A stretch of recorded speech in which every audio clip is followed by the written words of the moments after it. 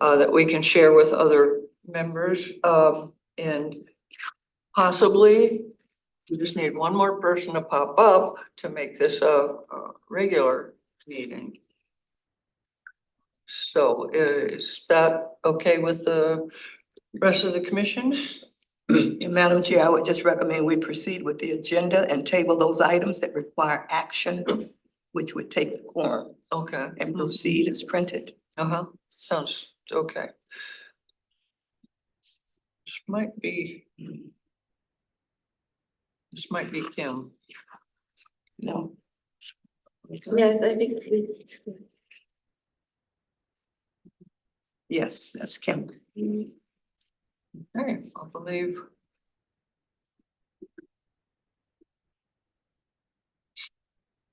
Wait for Commissioner Sauer to come in.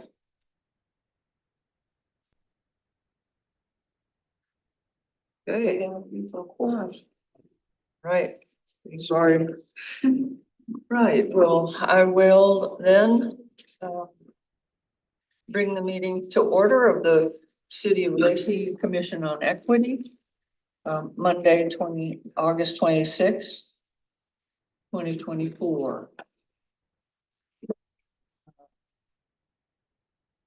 First, we would like Commissioner Jackson will read the land acknowledgement for us and to begin with.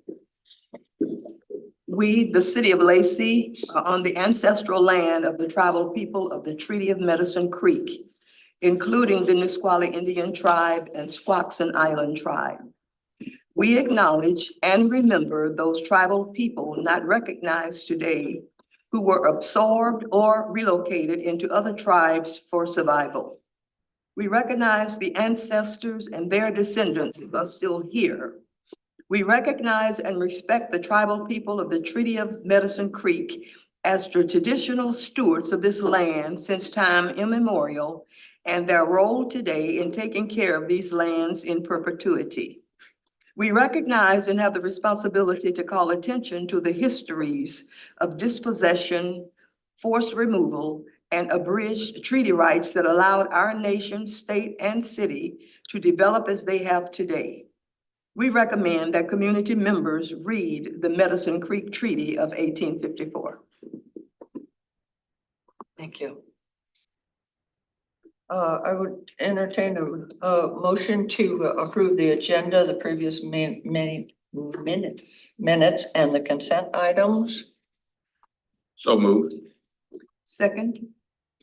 Been moved and seconded for the approval of the agenda and the previous meeting minutes and consent items. All those in favor? Aye. Aye. Opposed? All right, so moved. Could we ask for Commissioner Hedwood's vote? Yes, Commissioner Hedgewood, you and Aye.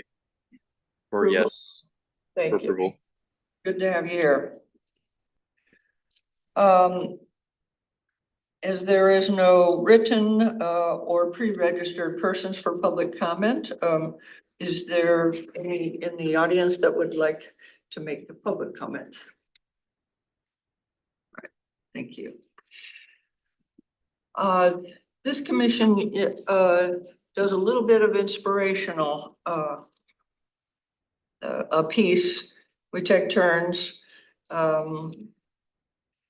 just getting some energy from those who have gone before us in the work that we're doing. So I'm taking a short thing from John Lewis, his book, Carry On.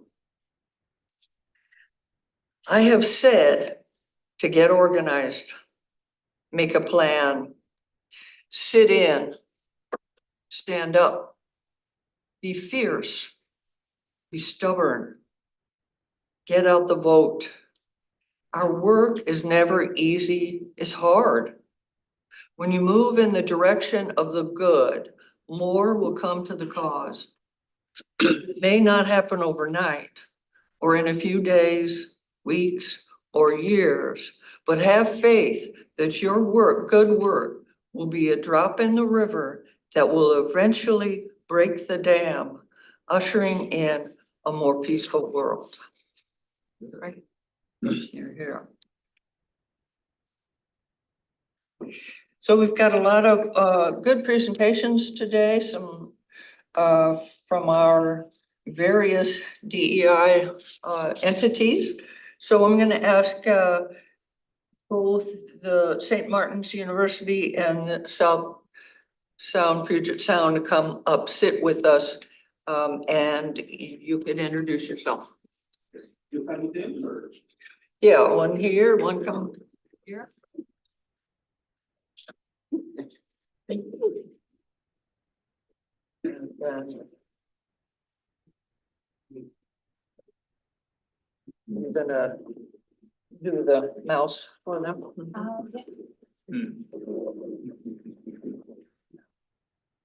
So are you from St. Martin? Yes, Yes. John Hopkins, St. Martin's Chief Diversity Officer, been at St. Martin's for 18 years. Prior to that, I spent 5 years at Seattle University. And prior to that, the Muckleshoot Indian Tribe, where I served as an educator in the adult education program. And it's my honor to be here and share with you what we're doing at St. Martin's and how it's going and how it's not going. There's all these tugs and pulls with everything that we do, of course. So feel free to click on through. Oh, there's. Thank you. Thank you. So for St. Martin's, if you don't know, we are a Catholic Benedictine institution, and the rule of St. Benedict, which has been around for 1500 years, begins with this exhortation.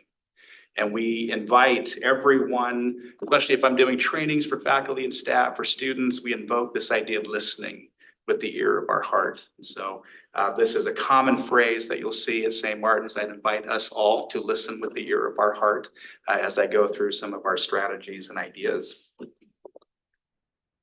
This is a statement that is in desperate need of a revamping. We put this together probably in 2016, thereabouts, when we launched our new website. And it reflects in many ways what we still do, but my understanding is mission statements these days are a little bit more concise. So like a statement should be a sentence that sums up really what we're doing. So what we're thinking about now, especially with our new president, Dr. Brownsberger, coming on board, is thinking about when we say the words diversity, equity, inclusion, and belonging, how can we summarize it in a way that captures the mission of the institution, also this idea of listening, and what it means to do this. Well, I'm gonna put this in quotes, the work of DEI.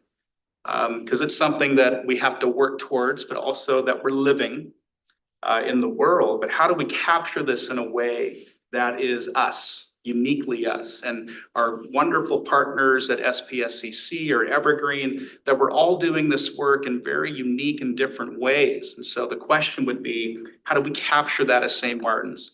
We've got roughly 1,400 students, so we're pretty small. We've been around for 129 years, I think. So how do we capture this in a phrase, right? This is a lot of language here. And so that's one of our tasks over the next year is to figure that out. There we go. The first thing that I think when we talk about diversity at St. Martin's is our Diversity and Equity Center. In 2017, when the Trump election took place, our university, like so many universities across the nation, began to grapple with the questions of diversity, especially with things on the line. DACA was threatened, issues around gender identity and sexual orientation and disability. All these were coming into the foreground. And we did not have a diversity center at that time. We had a few offices here and there. So our students came to us and said, we think this is time that St. Martin's gets on the. Is there a timer, by the way? You need to tell me if I'm going, because I teach and I do all these things on campus. So let me know if I'm going too long. But our students were the ones who compelled us. right? You talk a lot about listening and about community, but where's the evidence on campus? And so we listen to our students. We've organized monies and figures to come up with this diversity and equity center. And in 2017, we launched this very small room. The former mayor, Virgil Clarkson, was here launching this with us. Our Harnett Hall was filled with wonderful people who made this happen. In 2020, we all know what happened in 2020. What we were like in the world, calls for racial justice, the pandemic that we were all going through. Our students said, love the diversity center, but we want something even a little bit more. We want a lounge. So I convinced the president at the time, Roy Hendricks, to convert a classroom. And if you understand the politics of space on a college campus, this takes a lot of, you got to get everything going, right? So we got this classroom, converted it into this wonderful facility. We had a company who donated some furniture. They made the furniture for us. It looks, looks trendy. I'm not sure what that means, but in my world, I would just have a couple of chairs and a lounge, but the students really paid attention to what should look good and all that. So now we have a diversity and equity center plus a lounge, which is a fairly big classroom converted that we put together. So this is relatively what we've been doing since 2017. Also, we think this is in need of a little revamping as well. Now, the programs that we do, I've got a lot of things on this screen. So this is a big no-no PowerPoints, but just in the essence of time, interest of time, is putting together a few things. And I have three buckets here. On the far left, student support services. And these bullets just describe the kinds of programs and initiatives we do for all of our vulnerable, marginalized, historically excluded students on campus. Students of color primarily. Our AHANA orientation, that's an acronym, African American, Black, Hispanic, Latinx, Asian, Pacific Islander, and Native American. That's that acronym there. We just finished our 14th year of doing this program. This is a 3-day orientation for our incoming students of color. And we build community, and we build skill sets, and we do affinity groups around ethnicity. We also do a number of things through the year that support specific student groups. In the middle, this is where I really come in with our faculty and staff and our students. We have to train up our faculty and staff to hold the capacity in their classrooms and out of their classrooms of how to navigate conversations around race, around sexuality, around gender, and how do we build the confidence and competence of our faculty and staff to do this effectively. We also do a wonderful social justice advocacy program that gets students going during a week-long service immersion trip. This will be the 3rd year that we're taking 12 students down to Homeboys Industries with Father Greg Boyle, if you're familiar with Tattoos on the Heart. This is the Homeboys Industries. We spend a week down with the Dolores Mission Group dealing with gang activity and restorative justice. And we work with the Homeboys Industries and helping our students learn about advocacy in the world. That's a powerful, powerful course that I teach and then take the students on the immersion. On the far right side, this is what we do for the campus community. So these are general kinds of events. Indigenous Peoples Day is coming up. We're planning a number of things around that. And also we'll do some celebrations. We also have a program on the far right at the bottom there, Breaking Bread. This is our chance of putting into effect what it means to listen with the ear of our heart when complicated questions of the world come in. For example, it's an election season. So all of our students will be all over the spectrum with what they are thinking about with elections and all of that. So that's roughly what we do through a typical academic year with little money. Okay, so we're trying to build up the people's excitement around DEI, supporting students, and keeping the dialogue going. This is the AHANA program. Just to slow down on this, this is a wonderful picture of our group last year. These are our student mentors. We had about 70 students come in as incoming students. They wear red shirts. Our student mentors wear the black shirts. And we just got done with the program last week. And you can see these beautiful students. Of course, I'm biased. I think we have the best students in the South Puget Sound. But these are wonderful student leaders, all of whom have gone through a leadership program with me and my staff, where we teach them what we call, the phrase that we use is we lead by the rule. That's the rule of St. Benedict, how to listen with your ear of the heart, how to build community, how to do those things. And that's just a wonderful picture of what these students look like and what they're involved in. You can tell how tired they are at the same time how happy. We just got done with the program last year on that day. One thing that we're really excited about is lifting up this year is our Saints Mentor with Heart program. We got a nice donor who gave us a pot of money to pay 50 students to serve as mentors. This is an equity program. How do we address the barriers on our campus so the students who are coming in, roughly 257 first-year students are coming in, how do we help them navigate the first year, everything from resources and how to take exams. You got to go take an exam. You need an advising center, everything that's very technical. But because we're Benedictine and Catholic, we believe relationality is the way that we affect this the best. How do I sit with somebody who's really struggling with their school year? The first 7 weeks, as we know, these are really critical times in the lives of our students. These mentors are going to be walking with them each and every week. We have a requirement they meet with these mentees on a regular basis. So we're literally launching it this fall. So we have no idea how effective it's going to be, but we're hoping to catch students before they fall. So we can address the resources, we can help them navigate the sticky waters of higher ed. Other DEI resources across campus, I do a campus climate survey just to sort of put my finger on the pulse of how students are feeling inside and outside the classroom. We have our international programs. I understand that we had, I think, about 60 international students come in this year from around the world, and it's the highest we've had in a number of years. We're really excited about that. I team up with the Office of Campus Ministry all the time, and so that social justice advocacy course that we teach, we're partners in that. We have our disability support services. I run the bias impact response team. The bias impact response team is when certain biases show up in the classroom. A student has a way to let us know so we can listen to their experience and then address the issues as they arise. Most of the time, these are fairly innocuous sorts of things, but they have a huge impact on our students' experience.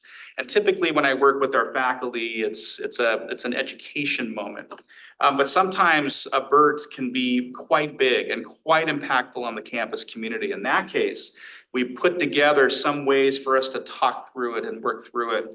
The idea of the bias impact response team is to heal and repair the community. When the disruptions happen, how do we come back together as a community?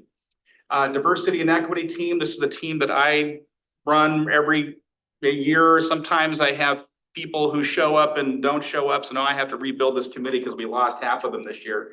But we'll build that team up. And then also we have a lot of multi-ethnic clubs on campus. For a small campus as ours, we have roughly 9 or so, and they put on these wonderful legacy events. If you've heard of the luau, the annual luau, I think brings in about 500 people in our pavilion. So that's a big event. They're really, really proud about that. I think this might be the last slide. We have several academic majors and minors. I teach in the Native Voices program. My PhD is in this area of Indigenous studies. I also teach in the Race and Ethnic Studies minor. And then the other programs have been around for a while, but we're losing some faculty here and there, but we're trying to gain up another group of folks who can do these courses effectively. That's the key. It's not just, hey, I got an interest, I want to teach this topic. You got to have the skill sets. You got to have the people who know how to navigate these topics. Let's see, I think that's it. That's all we got. So that's the presentation from St. Martin's. So I have a question. Please. You mentioned DEI graduation. What Yes. does that involve? It's a number of areas that we do that would be focused on some kind of identity group. So we have our annual lavender dinner that we do. So this is working with the GSA Club, Gender Sexuality Alliance Club. And we do this in a very deliberate way where we're celebrating our LGBTQ members of our community. This is typically, I want to say, either the week before graduation or the week of, like maybe in the early part of the week. Another graduation we do is what's called the Ahana Banquet. These are Ahana students who went through as mentors. They're now seniors. Hard to believe. Of course, for me, it's like a blip, you know, like they're graduating in 4 years, but these students are like, they finally got there. We want to celebrate what they're doing. So we invite their parents to come down or their family members to come down and to celebrate with us. So various graduation ceremonies to celebrate the success of our students. And they're pretty much, I think there are probably 3 or 4 identity groups that we focus on. Yeah, one other question. Oftentimes we talk about improving diversity in the city of Lacey's staff and community. And I'm sure, you know, for Thurston County, and St. Martin's pops up every time we have that conversation. Can you talk to us about kind of your relationship with the cities in Thurston County itself, and programs that you have to identify diverse students and kind of link them with opportunities, if that's through internships, through applying, those types of things? Oh, wow. I'm not sure I'm the best person to answer that. I will tell you historically, just because I'm doing primarily the service immersion programs, that's where I can answer this. So for a number of years, we would, this appeared around the pandemic. We had to just pretty much shut so many things down. But we're building them up, and that is various partnerships that we would have with the surrounding community in Lacey. One that comes to mind is the Boys and Girls Club right away. We would have our student athletes who we would set up partnerships with Boys and Girls Club to do weekly mentoring trips that we would do, or they would just come to campus. We would kind of build these as much rapport as we could. I know that our campus ministry office has a number of connections with nonprofits in the area where we send students out into these locations. I can't think of ones that are top of my head. I think one is called Hummingbird. Does that sound right? Working with peoples with disabilities. And then also the food pantry I know has been a big hit. And also right next to us at St. Mike's, I think there's some things that we're doing with that parish as well. But I can't answer it in terms of internships or anything like that. That's not my area, I'm afraid. Yeah, because I know currently there's a St. Martin student that's an intern here at the city. If I'm not mistaken, last month, a month before, the student was here and made a presentation. Yes, and so. Miles, yeah. Yes, and so that's a good step. Yeah. And so I would just encourage you to talk to whomever and say, hey, the city of Lacey and probably the others in the county are really interested in a minority internship program or something to link our graduating students, well, Karen and your graduating students, with internships so they can look at opportunities locally. Yeah, that would be great. We have an office now. I got a grant funded a few years ago. We call it the Internship Hub. And these are staff that we hired roughly 2 years ago to start building those partnerships, but I don't know what they're doing directly. I will tell you that I'm working with one of our education faculty. We got a very small grant to build a course that sends roughly 10 students into the Shelton School District working with Squaxin Island tribal members. And so now we're building partnerships with Squaxin Island. And that's really where my heart lies, is looking at indigenous nations. I'm happy to hear that you started with the land acknowledgement, and was a pretty thorough one, by the way. It was very nice to hear.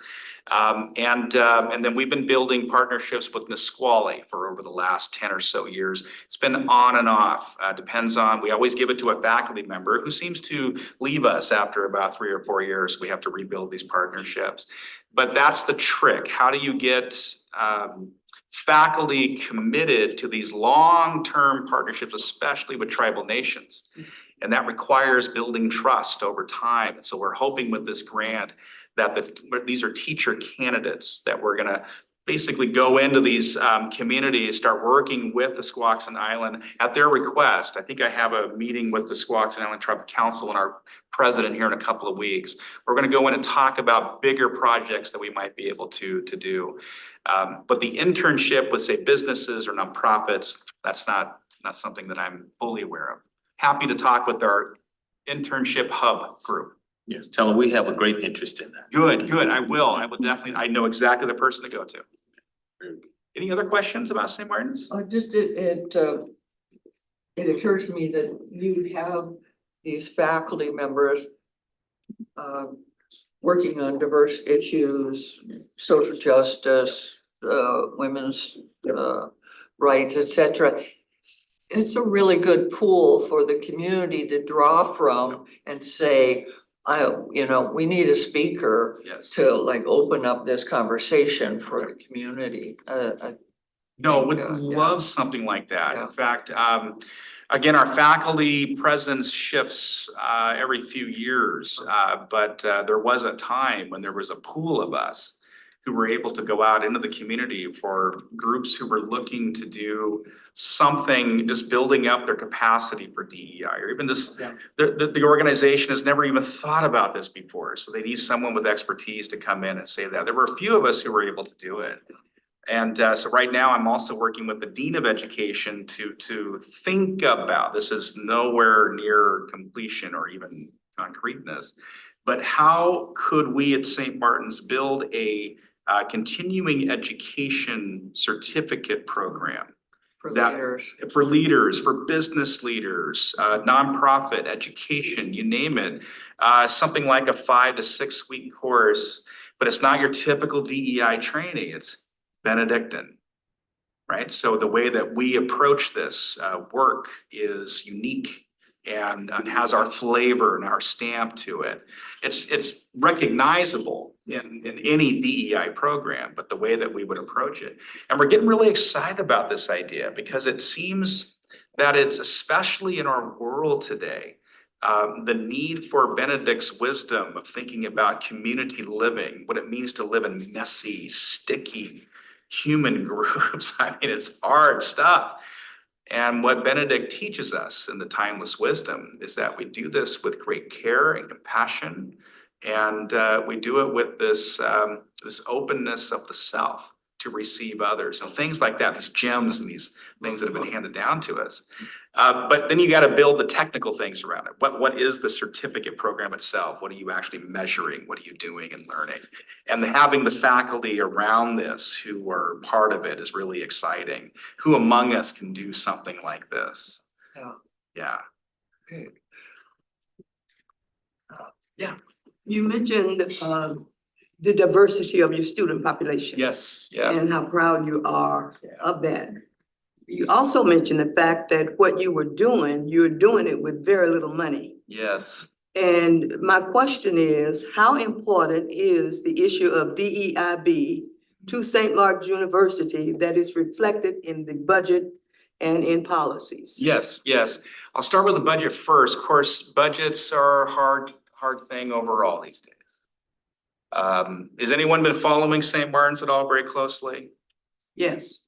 So the budgets have been an issue. So many small privates, right? We don't have state funding coming in, so everything that we come in is tuition driven for the most part. So as our president is saying right now, the important critical thing that we have to do now is to stop the bleeding. We got to build up enrollment and we have to build up retention. That means monies that are around. My budgets are relatively stable, but they're not increasing anytime soon. The Saints Mentor with Heart program that I mentioned, we got a donor who gave us $100,000 to run this program, and that's how we're really generating our funds. A number of years ago, when Roy Hendricks left, he gave $350,000 from his presidential discretionary gala budget that he gets, and he dedicated the whole thing to DEI efforts. The problem is we can't touch it for another 2 years. It's in an endowment. So you have to let the stock market do its work and build this up. And then once it builds up, now I can start tapping it. I think in 2025 is when I can first draw from it. And we have some ideas in mind We're on the verge of becoming a Hispanic serving institution. So we want to build up some monies that will serve that particular population in very direct ways. One need that's come up numerous times among our students of this particular group is undocumented students. They can't get employment on campus. They can't get employment in the area. Their financial aid is very complicated. So we want to take some of those monies and dedicate it to serving them. So to answer your question, the monies are not growing, but they've been the same. And that means the dedication of the things that we built up over the years is still committed. We have these other monies that are coming. We just have to wait a little bit longer before we access them. And then overall, as an institution, we have a new CFO who is a former faculty member. He and I in our conversations, very brief conversations, talking about if we go in the direction of academics, do we want to put money into hiring faculty? Do we want to put money into serving students and getting support programs? Is it another staff member that we have to hire? We're at the stage now just sort of grappling with what decisions should we make and how should we use these monies when they come in? Best way I can answer it, and I'm not a budget person by any means. So I'm pretty much told, here's where we are, here's what we're doing. The money we've been fighting for in the 18 years that I've been there, I feel very confident that it's staying put. But in these days of a budget crisis, it's hard to say. In about a week, we'll know who of the 1,300 students we have, who is still around. We call that the 10-day count. And that'll tell us, okay, here's the reality of the budget that we have. Yeah. So great to hear that you have some sort of a certificate that you will give. Thinking about, we're at the stage of thinking about it. Yeah. I gotta be very clear because I don't want to speak out of turn. Yeah. Okay. So that, wouldn't it be great to, I mean, if you would have that, or even if without that, to be more inclusive, maybe, work with a lot of these community organizations and possibly give some opportunity for them to be part of that event, like go volunteer there. Just providing that opportunity for them to kind of check that out, and that can be part of your continuing education credit. Oh, very good. Are you talking about people that we would train in the program that would be a part of it? Yeah. Yeah, Mhm. yeah, exactly. So Yeah. that more of so they get to come to the other events. They Yes. get to know it's not just Hispanic community, just the Asian community, but Right. No, I think that would be a great approach. Yeah, thinking, of course, we're in the conceptual phases of this, so lots of things, literally we're throwing ideas on the table. That's the stage we're in. We have one question, Commissioner Hedgewood. Yes, hello there. I had a question. I'm wondering if there's perhaps an equivalent of our commission at the university, and if so, I'd be curious of what that structure looks like. To clarify, I guess I mean like an advisory council to the College Board. You have a similar commission at Commission. St. Martin's. I would probably call that the diversity and equity team. Is that basically like an advisory group that is advising? Okay, yeah. It's and then of course, when the team when I first got to St. Martin's in 2006, I ran the team for about 10 years. We had a shift in leadership that had to put that on hiatus just for a bit. And then we resurrected it in 2020. I think we might have been one of the only universities that stayed open and had residential. We kept the commitment of staying open, and it was not easy. And that was the year that we put the team back together to think about what we were observing in the world at the time and how St. Martin's, as a Catholic Benedictine university, our responsibility to respond to it from our charism. And so the team was instrumental in helping us shape up the language for how we're moving forward. It was the team that helped us get the deck lounge going. It was the team that recommended the new staff member. We got a new staff member a couple of years ago. Other strategies came out of it, but the team is probably the closest thing I can say. Yeah. Okay, thank you very much. I feel like I took up way too much time. I'm so sorry. I mean, I think other people in the room are interested as well, so it's a good, good crowd. Okay. So, and I understand that you're I gonna do, sneak yes, out. yeah, I gotta sneak out, yeah, I have a mother who needs my help and all that, so, yeah, appreciate that. Okay, thank you so much. Yeah. Thank you.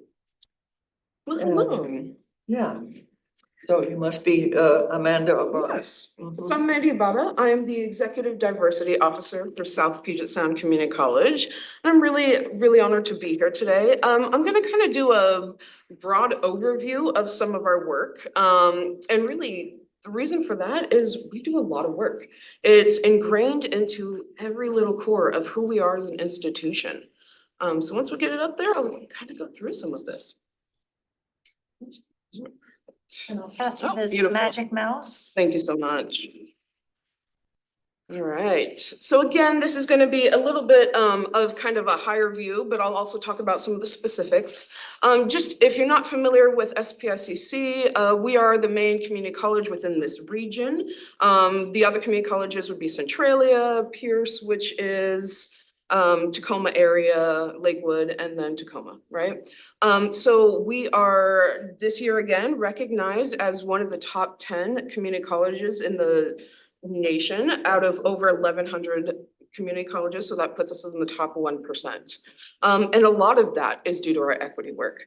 And a big piece of that is when we start looking at education and we start looking at things like generational poverty, ways that we really bring equity, right? Education is a huge piece of that, and we understand that. And it's at every single level of our institution. So it's not just our staff, it's our faculty, it is our administration, and it even shows the commitment. We're lucky we have Doug Ma, who also work on the Equity Coalition, who's our part of our board of trustees, who I can honestly say is always advocating for equity in our work, whether that's our budgets, what policies we're doing, it is at every level of our institution.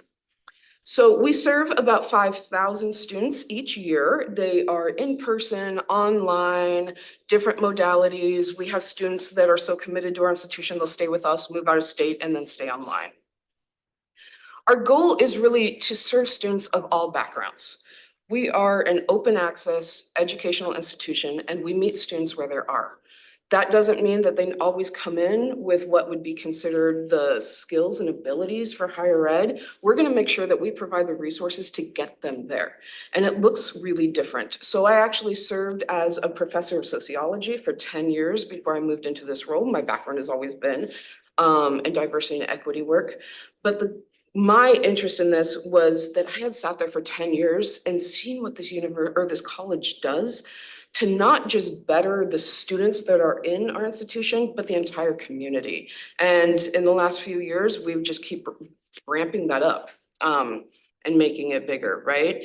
And so the goal is to not just get them into classes. It's not just tuition, but we want to look at how do we get them on pathways of what kind of education they want. We look at how do we partner with different industry, nonprofits, organizations, and really getting them to the jobs that they need to have living wages. And so when we start looking at equity from a community, right, and we're looking at Thurston County and really beyond that, is SPS, the amount of students we have, would play a crucial role in the economics of this community. And so we take that to heart. And it's a big piece of us. What you will see, as I said, equity is in the core of who we are. So we have three core themes that we look at on the executive team. And again, part of that piece of saying, yes, we run and lead with DEI, as I actually do sit on the cabinet for the president. That means that my voice and my background of what we do is always considered, whether that is we're looking at capital improvements, whether we're looking at budgets, we're always looking at this equity piece. So our core themes are student achievement, where we want to really prepare our students for the future of education as well as employment, right? Because why else do we go to school? Looking at equity. Our community constantly changes and we're trying to not only create an environment, but right? That they feel like they belong, but really look at what are the barriers and then how do we do that to remove it? And then really break down what we call those equity gaps, right? So we know that certain populations, students of color, different socioeconomic backgrounds, different abilities might have a little bit more struggle for a lot of reasons. And so we take a very data research approach to saying, what are those barriers? And then what can we do as an institution at every level of the institution to start breaking those down? And the next piece is learning and engagement. We work to create accessible and enriching student experiences, right? Because it's not just an education, they are part of the community as we're a community college. I'm also really happy to say a big majority of our staff are actually previous students. I started as a student, didn't know what I wanted to do, where I wanted to go. I actually started at SPS in my own educational career. And went out into the community, worked in California, worked with policy institutes, and then wanted to bring that energy and that support I got back into the institution to make it better. I will not read this entire thing. You can look it up online. You also have the PowerPoint if you want, but you'll notice that we have a commitment to diversity, right? So we're a learning community that embodies social justice, equity, and inclusion. Our goal is to empower our students, but also our staff and faculty, understanding that we have a large population. So if we count part-time employees, including student employees, we have about 700 in our community that are working for the institution. So it's crucial that everyone at all different levels feels like they belong, and that they have a voice. Again, you can kind of see where we're coming from. Again, it's a very high level, but I'll talk about some of the specifics. We also have what we call our equity guiding principles, and this is what we use, we share out with every staff member, no matter what level they come in at, is that we see you, we hear you, and we are with you. And what that looks like is that we're going to center the people we serve. We want to meet them where they're at. That is not us saying as an institution where you need to be, but where are you at and how can we help you? We also involve the most impacted when seeking solutions and making decisions. So I also run a diversity, equity, and inclusion committee. We have 25 individuals on that committee. It's a large committee to try to wield and get work done. But the part of that is I wanted to make sure that we have people from every level of the institution. We have amazing people from our HVAC systems that do that, right? Our custodial, all the way through administration, deans, and professors. And the goal is to break down some of those barriers because we all play a crucial role in that community. And how do we hear from everybody and where does everybody have a voice in that? Again, we're also looking for academic and barriers and professional barriers. And one of my goals is to look at also what's maybe holding back some of our faculty and staff of color from getting promoted to getting to where they want in their careers, and then what can we do as an institution to support that? So I say, like I just kind of mentioned, supporting all in our community. This is a very, again, broad overview, and I can get into the specifics more. So there's a few big things that we do. One thing that we have is our employee resource groups. Right now we only have 2, but we're hoping to keep continuing to grow them. These are groups that they can pull themselves together. We have our faculty and staff of color employee resource group and our LGBTQIA.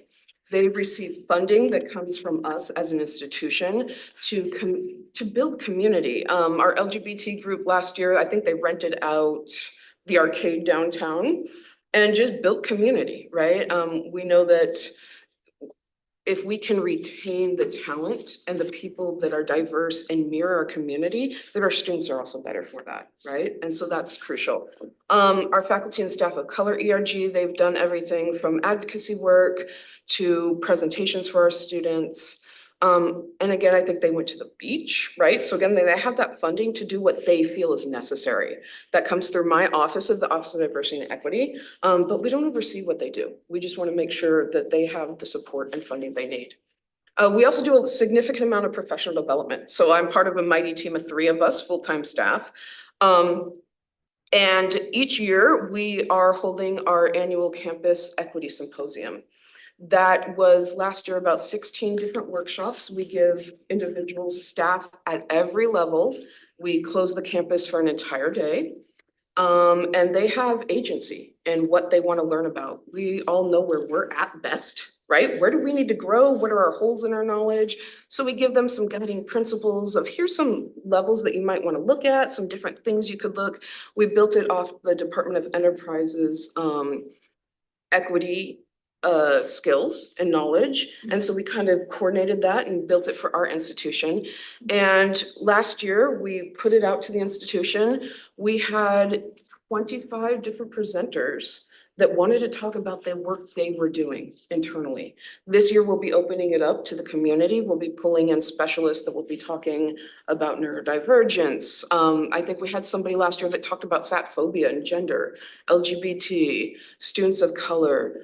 We talk about disability. We do trainings for ability, for accessibility rather. We are also, so we're really trying to look at what are all those intersectional identities that are going to impact our staff and faculty. And the workshops are geared toward everybody, right? And they get the chance to learn. So we're really excited that this winter we'll be holding our next one. That's staff and students. That one is staff and faculty. So this is really for the professional development of our entire staff and faculty. And again, it's everybody, unless you're a core service that we can't shut down, which is a few like security, right? But then we make sure that they have resources and other space. And the part of that is that for us to be an equitable community, for us to lead with this work, everybody plays a role. Some of our biggest advocates of equity work are interestingly our security department. They've changed their uniforms, so they look more like regular plain clothes now. They stopped carrying batons and weapons. They're regular visitors in our Diversity and Equity Center because they want our students who often have had antagonistic relationships with law enforcement, go figure. And we don't need to go down that route, right? They want to be a friend and see like that they can connect with them. So it's really, that's one beautiful thing the symposium brought. Last year, we had almost 300 in attendance for that day long of workshops. And honestly, it was received really, really well. So part of the legislative mandates that I abide, because we are a state institution, is just doing regular surveys, out of the survey for that. And again, thinking about kind of the political environment we've been in. We surveyed them and we got a 4.8 out of 5 score for attendance and for what people felt out of that. So for me, it wasn't so much, okay, great, we did a good job, but it was that there was so much buy-in and there was so much excitement about it, right? Yeah, please. You talk about your staff and faculty. How does the profile of those two groups compare to the diverse profile of your student population? Beautifully, which I'm really excited. So we have different benchmarks that we work to meet, and we have met every benchmark for our staff and faculty in terms of representations of our students. The one area that I feel that we could benefit, and this is a problem when you look at any higher ed institution, is our faculty. We have a lot of room to grow. We purposely, and it was built into some legislative requirements, but we did a huge hiring of 21 different individuals, really focusing on faculty and staff of color, or faculty of color rather. But it's still an area where we need to grow, right? But it does mirror the community pretty well. We're still working on increasing that, but we have met our mission fulfillment on that piece, which is exciting. I will say our classified and professional staff are by far the most diverse. What? The most diverse in our Okay, campus. Classified. And professional, so exempt staff. Any other questions so far? Another thing we make sure is that individuals just aren't being supported at our institution, but that we are putting funding and backing toward individuals getting to go to national and state conferences. So for example, this October, I'm taking a large group. So far, we have 18 signed up. I'm hoping to get a few more. And this is also at the urge of our president, who said, let me know, I will give some of my personal budget to send more individuals, but we are taking a large portion to our faculty and staff of color conference in Spokane. That is each year that we hold, but we make sure that we always send individuals. The counterpart of that is there's a student of color conference. Unfortunately, we're limited to 12 students with that, and that's the conference limitations, but we make sure that we're doing that every single year. So again, we're here for our students. We're here to help them build. Our students are all demographics. Some of our youngest, I think the youngest student I ever taught was 12 years old. And the oldest student I taught, I believe, was 86, right? So when we look at that, we have really diverse needs as well of how to support our students. And again, that's why we're all there, right? We're a student-focused institution. So some of the ways that we support our students, understanding that we're an open access education, that a lot of our students come in with needs that are outside of academics, right? So I think of some of the students that are in my center, and I'll talk about that. I run a diversity, equity, and inclusion center as well. Is we have students that maybe their parents are undocumented, or we often have students that are houseless and they're just trying to find their next meal, right? Other students, they need legal services. So we look at, as an institution, through state funding, through some of the grants we get, what can we do to support those? And that really helps break down those equity gaps, because it's not always, and very rarely, simply about educational attainment, though we do, and academics, though we absolutely support that piece. So some of the things we do is we have a personal support center. Our personal support center helps students with emergency housing, has gas cards. If something happens, the student's like, hey, I live in Shelton, I can't get to class, it's really gonna impact me. They'll have a gas card ready to give that student. They have things like blankets, right? So we do a lot of community drives to make sure that those basic needs are met for our personal support, through our personal support center. We also have our student life. These are activities. My office works very closely, so I have a director under me who does kind of the student-facing work. I do the legislative, campus-wide work. And so we're kind of a dynamic duo in that sense. And they work really, really closely with our student life. We bring in presenters. Last year, we looked at a lot of Indigenous programs. We talked about tribal governance. We brought in people from the community. There were workshops on missing and murdered Indigenous women. We do a lot of programming with student life, and then I'll talk a little bit, we're gonna be co-located with them, and we're revamping our student union building, which is really exciting.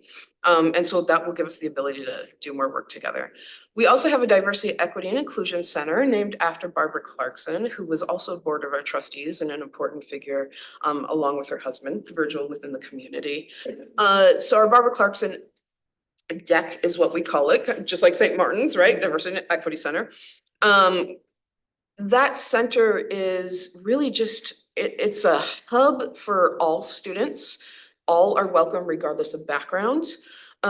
We do a couple basic things, right? So we have seating in there, we have study hours, we try to make it really informal. We also staff student employees as a way to help them get job skills. We work them through professionalization, and then we connect them within the community as well. So it's a space that any student can come into, hang out, meet friends. We also have things like basic food needs within there. So a lot of the times I have students that are embarrassed, don't want to talk about the fact that they haven't eaten for a day or two.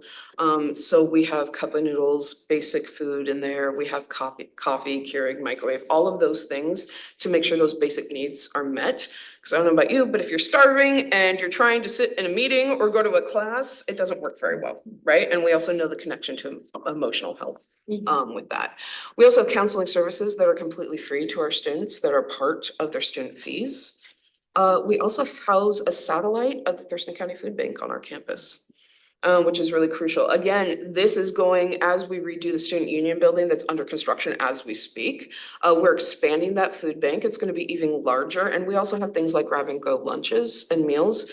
So students maybe don't need a lot of food, but they're hungry at that moment, they can grab food and move on. We have emergency housing as well as emergency grants through our foundation. So there's times where I had a student recently whose tires blew, the two back tires blew, and they were like, I can't come to school, I'm not gonna be able to go to work. We had emergency grants to be able to give them that funding to get the tires, get them literally back on the road and back into their normal life of what they needed. So again, I talked a little bit about the Diversity, Equity, and Inclusion Center. It's a safe space where students can feel really to be free of whoever they are. When I first took over this role, I'd have students say, I'm a white man, can I go in there? It's like, if you respect everybody, absolutely, right? So it is a space for everyone. Within our center, we have monthly programming, learning opportunities, we have different events, we have that's been written up in different spaces, but our uncomfortable conversations, workshops that are essentially playback theater that work through different topics. So we've looked at issues around Asian hate, post COVID. We will look at different LGBT topics, right? We've talked about trans support. Really any topic that kind of fits into that diversity and equity, we'll dive into. And the whole goal is saying it's okay to be uncomfortable. It's when you don't know something and it's new, that's hard. And so our staff, we have sociology faculty that really walk our students through those conversations. So we have numerous events each month. We also have staff and peer mentor support. So any students that come in who feel like they need another mentor who's gone through what they have, we try to pair them up with our peer mentors. They're somebody who looks like them, who doesn't sit in an office and have a title, right? Who they can connect with. They check on their academic services. They ask if they need anything. And then they can let us know if something happens. They'll elevate it to my office and we'll go ahead and step in and support those students in any way we need. And then again, through our center, we also have emergency food support. And we also throw in cookies and candy and all those kind of things, right? Because we want to make it an environment that feels welcoming. We have actually outgrown our deck. So while we are in our space, we've been in the same space, I think, for about 10 years. But we are running out of space for people to sit. So as part of the student union revitalization, they have actually given us the majority of a second floor in our sub, which is exciting. We are building in, so the Office of Diversity and Equity will be up there. We're building in a quiet room for our students who are neurodivergent or having emotional issues. They can also use it as a prayer room. We're going to mark East for our students who are Muslim or who need regular prayer. We've also, again, have those food services in. We will be displaying student artwork on a regular screen so that students can really see themselves being a part of it and have ownership. So we're really excited. We should be done by the end of fall quarter. And then we're hoping to have a big open house for the entire building, but really for our center, which I'm excited about. And we'll be inviting community as well. A big piece of what we do is what we call our Ignite program. You might have heard of TRIO that exists in other higher ed institutions. We don't quite hit the demographics for that. So what we did as an institution is we didn't want our students to suffer and not get the supports. So we have been creative in terms of using state funding to support this program. Our foundation also raises significant money through numerous events. Martin Luther King Jr. event is one of those that money goes directly back to our students. We do a lot of fundraising. So our Ignite program is really, it's a program set up that helps students who have historically had systemic barriers in education succeed by offering academic and personal support as well as intentional community. So the individuals that fall into that are students of color, students of lower socioeconomic backgrounds, students with disabilities, and our LGBTQIA students. If you look, that's also pretty similar to what we have with TRIO. Within our Ignite program, we have scholar communities. And these communities are named after kind of trailblazers, but are for different specific communities. So we have our Anime Wong Scholars for our AAPI community. They bring an event each year. We have our Mario Molina Scholars for our Latinx individuals. And we have Coretta Scott King Scholars for our Black community. Really, we've got multiple communities, we keep expanding them. And the goal is so that those students not only can kind of run an event, they get to say what it looks like, but then other students within our Ignite program have the ability to learn about other cultures and other experiences. When I took over the program, we had about 85 students. We are now about 225 in less than 2 years. So we're growing very quickly.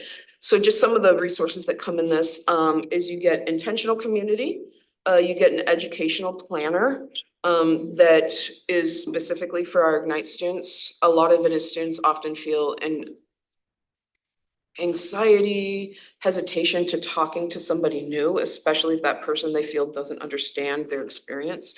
So we make sure that we have an educational planner who does understand the different student needs. Same thing with financial aid advisor. We make sure that our students in their first year, and this is again going off some of the research, is the students in their first year are the most critical to keeping them in higher ed. So in that first 45 credits, they'll get a peer mentor. They can keep it the whole time that they're with us if they would like. But that's somebody just walk them through. We also give them laptop support. Through our foundation, we're able to rent textbooks for them, should they need it, so that's not a barrier. We have retention scholarships, so once our students get through that first year, they're gonna get $250. When they graduate, they get another $250. The idea behind that is kind of, that little piece of candy at the end of the stick, right? But it's also to help them get to the next phase, whether that's starting up for another academic year. $250 really isn't that much when you need school supplies. Or if they're getting ready to go into the job market or to transfer to a four-year institution. So we make sure they have those. We have emergency grants. They also get to register before other students, and some students get really stressed. So we have a big registration party. We bring them in. They get pizza, the peer mentors are there, their ed planners are there, their financial. It's like a big party to get registered and get hyped up about the next quarter. Again, we also take students every year to the Student of Color Conference. And that's really an empowerment conference. It's done by students where they get to go. I think it was at Green River College this last year. And they get, for some of them, this is the first time they've ever gone to a conference. They feel really important. And they also, a lot of our students have found jobs out of that. And then we also do workshops about identity development, life and academic skills. And our students are required to go to these forums once a quarter to stay within that. And that's just to make sure that we kind of have tabs on them. They're getting those supports. This program is completely free for students to enroll in. There's nothing they need to do besides check in with their peer mentor and come to our forums. And they get a lot of support out of that. So again, this was a really broad overview. I can get into more details. There's also a lot we're doing with our tribal entities. We just recently got a NOAA grant, a part of it, where we'll be starting to do different work within our community, working with our science team to look at how do we do sustainability within the community. Another part my office does is we run an annual fire summit. Our fire summit brings in over 250 Indigenous students from the community, from multiple tribes everywhere, from Grays Harbor up through, I think we had some from Bellevue Bellevue, and up north, and we bring them in for a day of empowerment. We bring in speakers and we pay for all of it. And that's outreach, but the goal is to get those students to start seeing themselves in higher ed. When we start looking at some of the demographics, that's one way we can support. And we've been doing that for some time. So there's a lot we're doing, but I could be here all day if I went through it all. So that's kind of like a quick, dirty overview. You don't mind, I'll grab that mouse. Oh, and make yeah. our online commissioner. Absolutely. Ask questions. Any questions? I recently read about a public talk on August 30th, Building Inclusive Leaders. Absolutely. And I wanted to share that with this group, but I didn't see where the time and place was. Okay, so that is part of SPSCC as well as with the Equity Coalition that I play a role in. That will be on the Lacey campus in our conference center on August 30th from 8:30 to 12:30. And that is Dr. Bree, she goes by. She's an amazing leader. She just came back from Paris where she was coaching some of the Olympic athletes. She's worked with the NFL. She also works, we have deep ties to Osho Cultural Center as well in Tacoma, or Tumwater rather. And so she also is at Osho a lot. Yeah, I just want to say that community college played a special role in my life, and that I attended, we call them junior colleges down Yes. south back in the 70s. So that my first 2 years were at a junior college. Awesome. And I've worked a lot with SPSCC over the last 25 years. You guys Amazing. do a great job there. Thank you. Yeah, and we're always looking at ways to improve and build ties to our community, because that's really what we are, right? And it's some of the reason that when I chose my career direction was to go back to community college, because it is that social justice piece. It is that ability to make a change in your community. Absolutely. So far, what I heard is I can tell why you're 1% nationwide. Yes. Sounds Yeah, like really yeah. wonderful. Thank Doing a you. great job. We're really excited. We'll find out if we get up into the top 3 or win in April. But yeah, I mean, it's just such an honor to be there. And really what I can say is when we look at our DEI work, it is everybody on that campus. Obviously, we fight with some things, right? But down to, I know someone was talking to bias incident, or we have a bias incident report and a bias incident team that I'm a part of. We recently had community members harassing one of our students. We immediately jumped in, provided wraparound students support for that student, and made sure he felt safe. So it's really And good, Every piece. strong support from the administration. 100%. I'm on a lot of state work, right, with other community college partners throughout the state. And I can honestly say I do not have the battles. I feel completely supported. And Doug, if I'm missing anything as a board of trustees, I will definitely. I could spend hours talking about this. And that's really the thing, is you were like, That's good. do an overview. I'm like, I don't know that I could get to all the points. So I have one, I don't know, this might not be a quick answer, but so the students without the identity, I mean, legal identity. Yes. How can they come to school and, because then they're out of state and they're, you know, they got to We've got go them. Yeah, so thank you for that. high expense, like Yep. 4 times more than regular student, maybe not. So there's a couple, so if we're talking about our undocumented students or our out-of-state tuition, we have support for both. Our out-of-state tuition students can apply for a FAFSA, so that's federal financial aid. And community college is still more affordable than even if we go to Evergreen, and definitely a private institution, so it is accessible. We also have a lot of scholarships. I'm happy to say that every student in my Ignite program that applied for a scholarship, 100% got scholarships. And that is all thanks to our foundation. So they make sure there's a lot of support. For undocumented students, we're actually currently working on a project with our PR team right now to get the resources really overt on our website for those students. But they have what they have, instead of a FAFSA, so a federal, they have a Washington State financial aid assistance, so the WASA. We make sure that our financial aid team knows how to support them through that, walk them through that. We also have students come into our center. We have Spanish-speaking individuals from advising that will come in, walk the students through, walk their families through of how, if they're undocumented, if they're a dreamer status, how do they get in? And then how do we get them through the financial piece? And some of that's like our textbook support, financial support. And it's really kind of an entire family, right? We're not just serving that student, but we're helping that entire family navigate that. So there's a lot of supports for them. And if you ever have anybody, you know, just send them to our office. We'll take care of them. Yeah. Okay, Questions? thank you so Well, much. thank you so much. Thank you. Thank you, Mandy. I'm saying. So I'd like to have the rest of the coalition teams come. This is the coalition. As you can see, SPS is kind of embedded in there. Yeah. So if you could, coalition members, if you could introduce yourself for the rest of the commission, that'd be great. Stuff to do. Mandy Ibarra, Executive Officer, South Puget Sound Community College. Dee Ogden, Regional Equity Program Manager for Person County. Community Foundation of South Puget Sound. It is the fiscal sponsor currently of the Equity Coalition. I am Tracy Brown, the Chief Mission Officer for Providence Swedish in the South here, and I am the executive sponsor for our DEI committee and current co-chair for that committee. I'm trying to figure out how to do this because I feel like I should stand so I can see everybody, but then that would be weird. So I want to thank the coalition members for joining me here this evening. And it really means a lot for us to be presenting. And the reason why we have so many here is that this is our first public announcement about the coalition itself. We have had conversations informally with others, but this is the first time where we have gotten in front of a group to explain the work of the coalition, what we're about and what we're trying to do. So I appreciate the support, but it is a coalition. It's not just an individual working on all of this.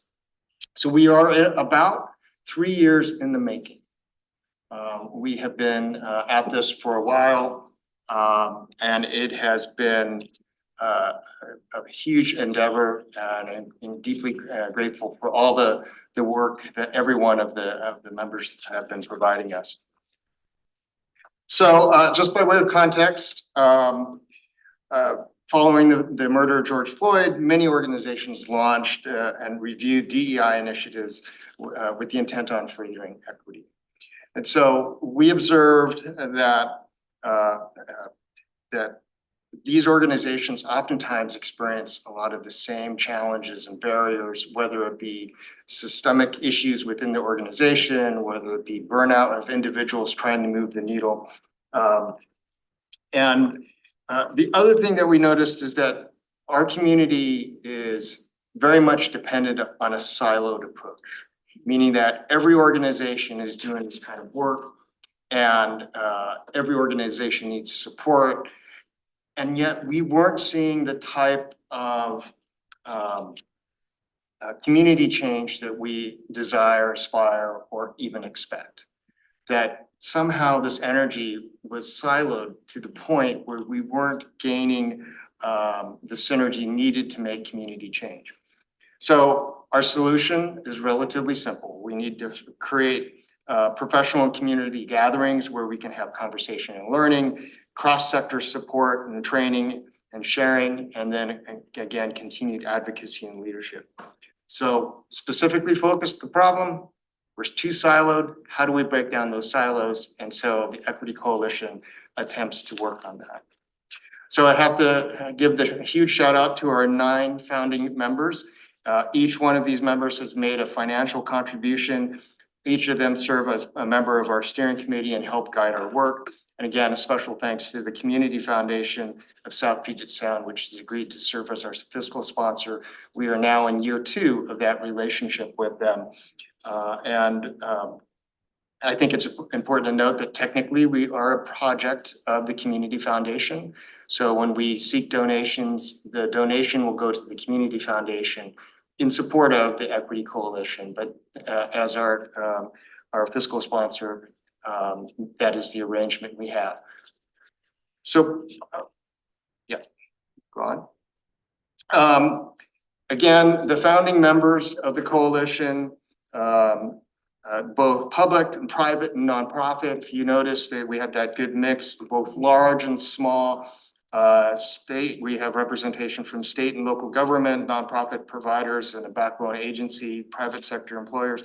We all believe fundamentally these 4 things: that we need a larger community approach to DEI work. We must provide opportunities to learn from each other. That, you know, we want to be as I have heard others say, we want to be a learn it community, not a know it community, right? So we want to be able to share and learn from each other. We need to engage in communication, education, and sharing resources, identifying problems and eliminating barriers, and build connections between people. And it's the building the connections between people that help us break down the silos, which aren't giving us the outcomes that we are looking for. So, like all organizations, we have a vision and a mission statement. Our vision statement, I think, is, you know, it's like everyone, it's like a lot of vision statements doing this type of work. But it's the mission statement that I want to draw your attention to, because the mission statement, I believe, is different compared to a lot of organizations and entities working in DEI. That our mission is to bring resources together, influence change across the community to create greater equity in our community.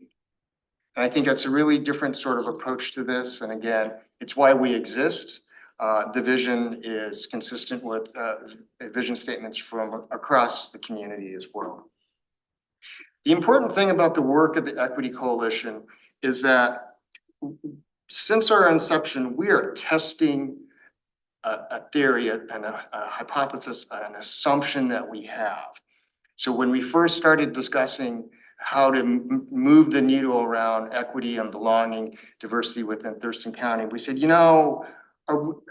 we're seeing the siloing effect. So we're asking ourselves this question are others seeing the same problem, the same challenges?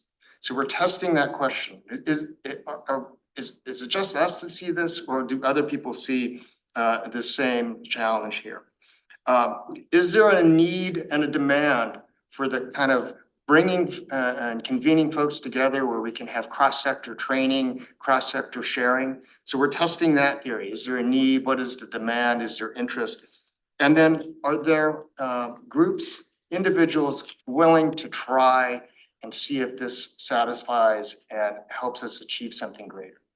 So we're still experimenting. One of the things about being a project of the Community Foundation, it enables us to test this. Is there a need? Can we make this work?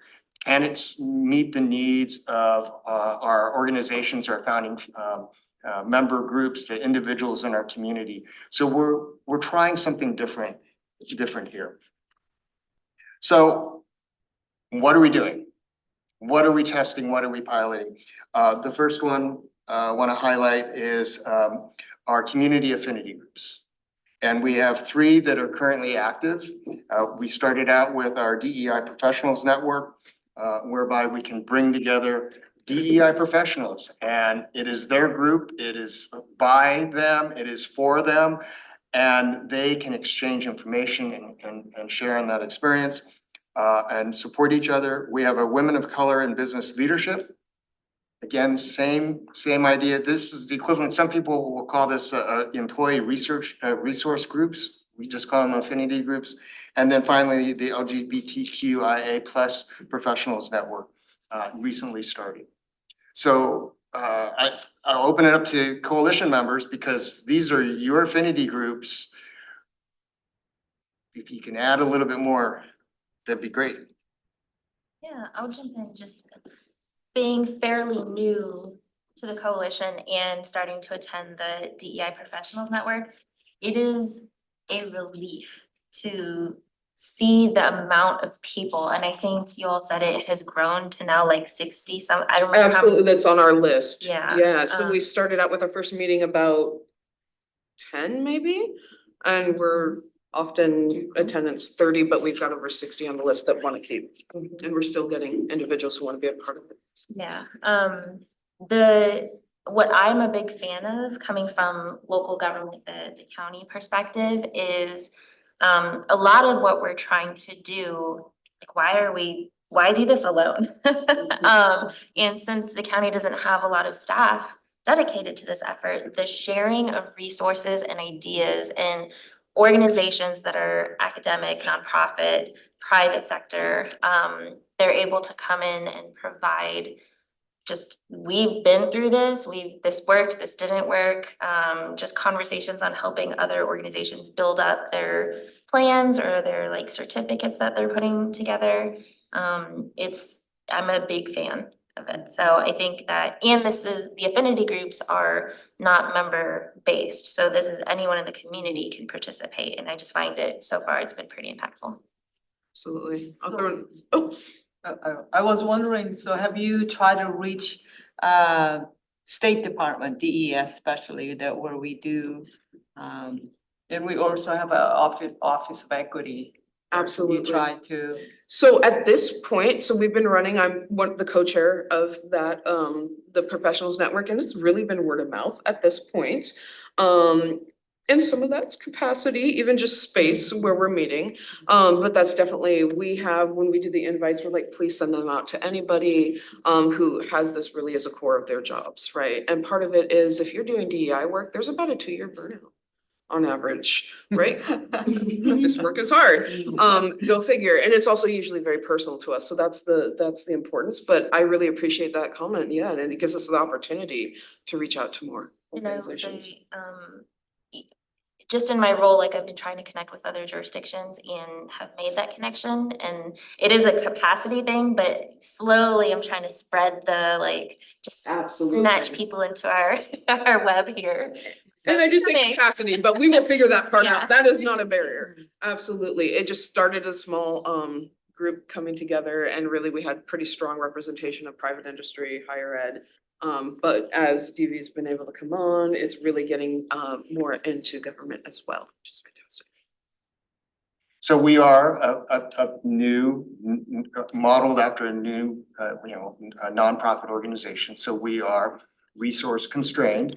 The intent of the affinity groups is that they're open to everyone. And so, but one way of describing it is the affinity groups are subsidized for the community. But it's, we believe there's incredible value, and especially for the professional networks, it is a great place to build community and exchange ideas. The harsh reality is that it seems like every organization says, yep, DEI is for all of us, and we're gonna appoint one person who has all this responsibility, but no authority. Yep. Right, and you counter that to how we deal with fiscal, right? Because everybody gets a budget and everybody's responsible for the budget and everybody has this fiscal fiduciary responsibility. We don't approach DEI that way. So this is one way of making sure that we have that support in our community for our DEI professionals. So you said it's a coalition, but is it nonprofit? Or are you going for that? So right now we are housed within the Community Foundation with the intent that if all of our testing and all of our questions prove successful, we'll launch a standalone nonprofit. So we're going about this, again, we're testing this. Right, it's all volunteers right now. We're just now being able to get a little bit of administrative help. But we are growing this from the ground up. And is it mainly for this area, South Sound? It is currently within Thurston County. But I know that one of our partners, the Community Foundation of South Puget Sound, also has a larger regional reach also. It's limitless in terms of what we aspire to do and aspire to be. We're just financially constrained right now. So the other item that we're doing that moving forward, yeah, I'm sorry. I was gonna ask the question, where do groups like the Lacey Equity Commission fit into this coalition? We're into the third year of our existence. We've just presented our strategic plan to the city council for their consideration into the city's overall strategic thing. So Lacey, Tumwater, Olympia, Thurston County, we volunteers, we whatever. I don't see where it fits into. You said this is your third year of operation, your second year? First year of operation, First- first 6 months of operation where we're able Okay, to but the deliver. conversation has been going on. The conversation. And so where do we as commissioners in our various municipalities fit in as we struggle with trying to make recommendations to the entities that we advise? And we talk about George Foreman, and that whole situation kicked off all of the DEI kind of interest and activity. And that whole thing was centered around race. DEI seems to have moved further and further from critical conversations on race. And so that concerns me as DEI, ebbs and flows. Today it's a priority, the next day, it's being pushed down. But the issue of race, and when we talk about Thurston County, as our demographics are shifting so, and people of color are coming into the community in much greater rate than non-people of color. So the issue of race really concerns me as it's there, but it's not there. And I don't know what this coalition is doing to keep that first and foremost. If it weren't for the issues of race, the DEI never would have come about. And so it concerns me that I hear very little conversation about the issue of race, and to be saying, what is the racial condition in Thurston County? As we're talking about the barriers and as we're talking about the problems that we want to solve. That's a whole different conversation. 2 weeks ago, well, a week ago, we launched a Thurston County branch of the NAACP with a lot of people talking about the issues of race in employment, in housing, and particularly in our schools and what's happening to our kids. So now we have a coalition, entities like us, Lacey Equity Commission. I really don't see where we fit as far as what we're trying to do to help our cities and our entities and keep those things foremost on everybody's agenda. And that agenda seems to get longer and longer. And getting, you know, where people are much more comfortable about talking about everything but race. And it's the elephant in the room. So we've had, when I first started, Dr. Jackson was willing to meet with me as I was developing the county's plan, and I just really appreciated her insight. And so I think my perspective, where I see this commission, where I see the county's racial equity council and potentially City of Olympia's council, is it is volunteer, but serving as DEI practitioners, coming to that professionals network group and shaping the conversation. And the reason that I am trying to get the state involved as well and other jurisdictions is because hearing from other institutions, not just local government or, you know, city government, but hearing from other academic institutions, nonprofit, private institutions that may not be comfortable talking about race, if there's people in the room that can shape that conversation, I firmly believe they can shape what's happening in local government. And so right now, you know, this commission is Lacey focused, and the Thurston County Council on Equity is county focused, but really it's unincorporated county. And so if we can bring those folks to the table and have very strategic conversations on what does race look like in the county. We've had conversations about doing community like history project of informing and educating the community on what has been the history of Thurston County. Do they even know where the name comes from, who founded the county and what their perspective was on different race? Not, a lot of people don't know that the founder was pretty racist. So even talking about how can the coalition do these kind of community projects that center the conversation, that we can go back into our organizations and build alignment within the entire county, but not just local government, so that we're hitting academic institutions, nonprofits with the same message and really build the impact that we can have in shaping what governments do. That is my vision, and why I could see success in the coalition. Absolutely. And as a part of the coalition, you know, when looking at the work that we do with our institution, we lead with anti-racism. It's not a conversation, I feel like, at the DEI Professionals Network that we're ever shy to have. That's usually how we lead. It's not necessarily overt, right, on some of this paperwork, but that is, whenever you look at any statistic and you look at any of that, where we start seeing really strong inequity is around race. And so that is something when we're looking, whether it's institutionally at my institution, we're looking at the county, right? It is somewhere we have a lot of work to do. Right? There's still, just even thinking, I grew up in Lacey, thinking about the community I lived in, there were non-transitional families, which really meant they didn't want any military, which ended up being no people of color. Right? So this is something that we look at within our DEI Professionals Network. This is something we're looking at the institutional level. It is woven, and then definitely give space to Doug. I don't want to jump over that, but I really appreciate you bringing it back to that piece, because that's really what DEI started as you said. Chrissy, do you have a comment? Yeah, I love that you asked that question. So I co-chair the LGBTQI+ networking group with Amanda and of course part of the steering committee.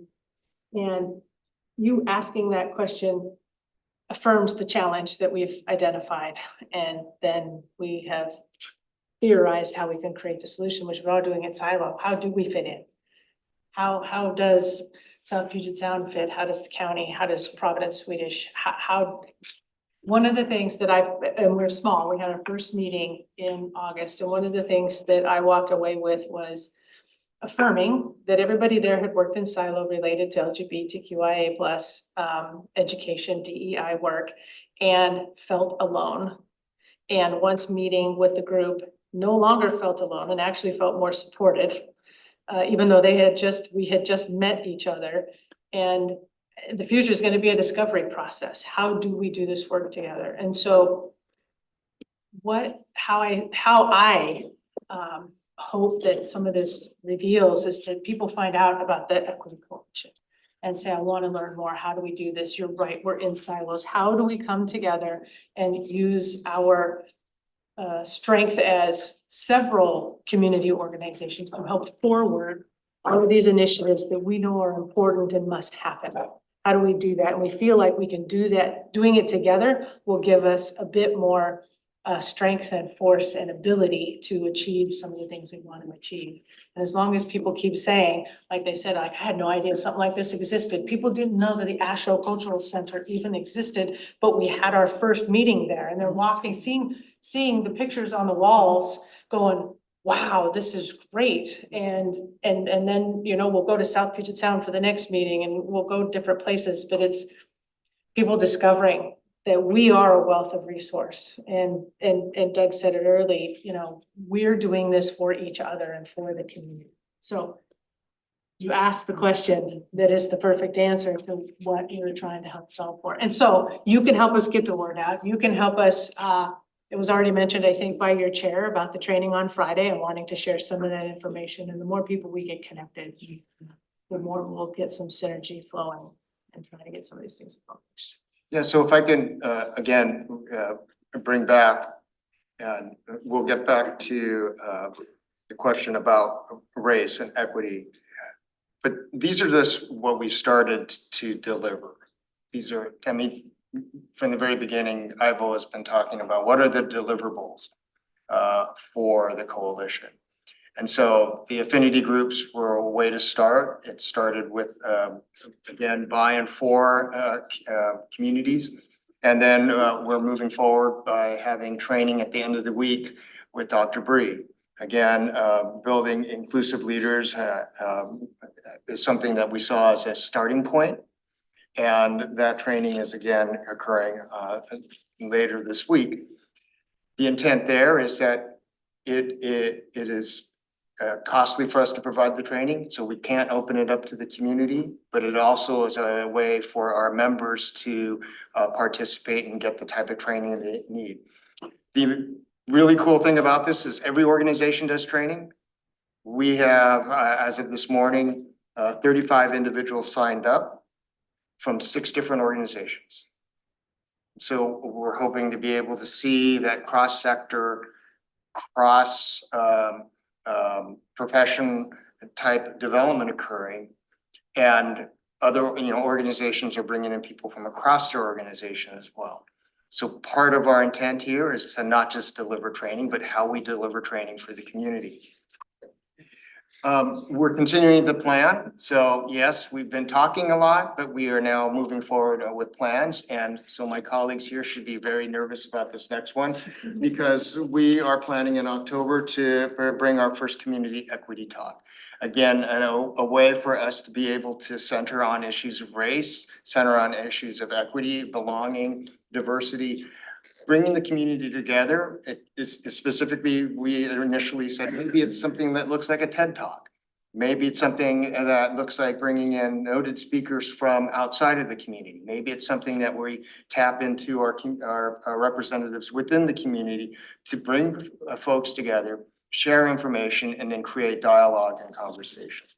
But wait, there's more. In November, we're planning our second training and professional development session. Again, similar to the training inclusive leaders, again, another opportunity where we can have cross-sector, cross-agency, cross-organizational training opportunities where we're bringing folks together from across the community. That one is intended to occur in November of 2024. And then so pleased that our speaker from St. Martin's talked about a certification series, because we too have been talking about how can we certify DEI professionals in Thurston-centric ways. And some of that may be, how do we talk about race within this community, looking at the demographics with the history and the origin that we have here, with the intent that you can get a certification and maybe work at the City of Lacey, and then have that certification recognized if you go to the City of Olympia, or if you were to go to Providence, where that training represents a level of awareness that you are steeped in our own history, where we understand our local problems and our local challenges and opportunities. So the certification is something that is being refined. One of the great things we have about our coalition is we have folks that do education, certification type training activities. So we're able to tap into that expertise along the way. And then finally, we see and envision additional affinity groups, whether it be one that's close to my heart, elected and appointed officials of color affinity group, perhaps men of color in business leadership. And then finally, what we've identified as the CEO equity leaders. This is kind of code for how do we create space for some of our strongest allies, but at the same time have some of the most difficult times communicating to their staff, and that is our white male CEOs. Quite frankly, they're in difficult positions, and they are our strongest allies, but they also need the type of affinity group whereby they can discuss the challenges and opportunities that they have in moving this forward. So we envision all of this.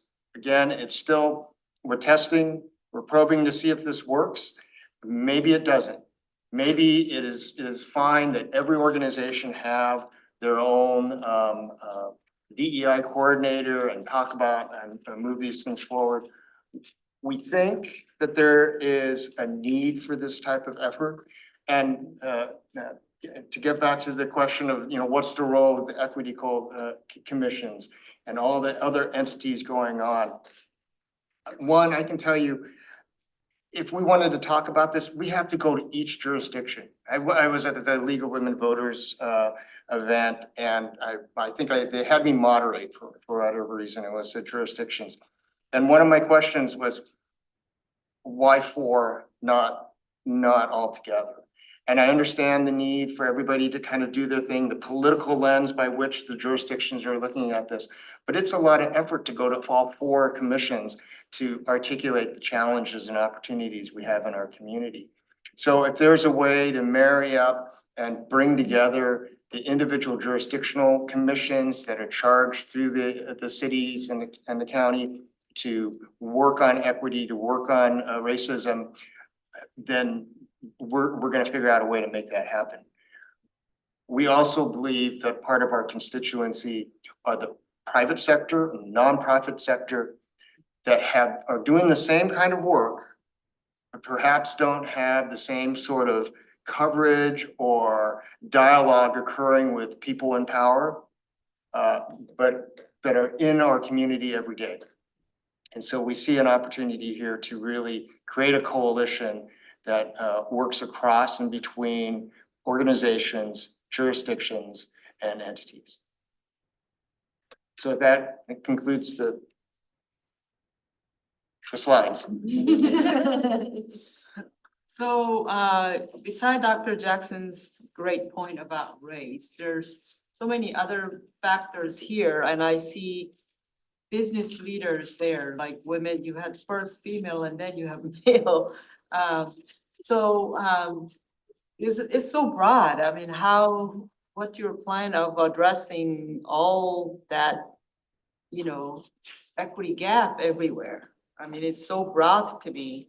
So would you be learning about what others do? For example, like where I'm at DES, where we bringing small diverse businesses, a business opportunity, you want to learn about that and see there's a gap that you can feel, or, it's kind of like, to me, it's very broad. So, and then also to bringing that community into, or you need to have this communication channel to reach.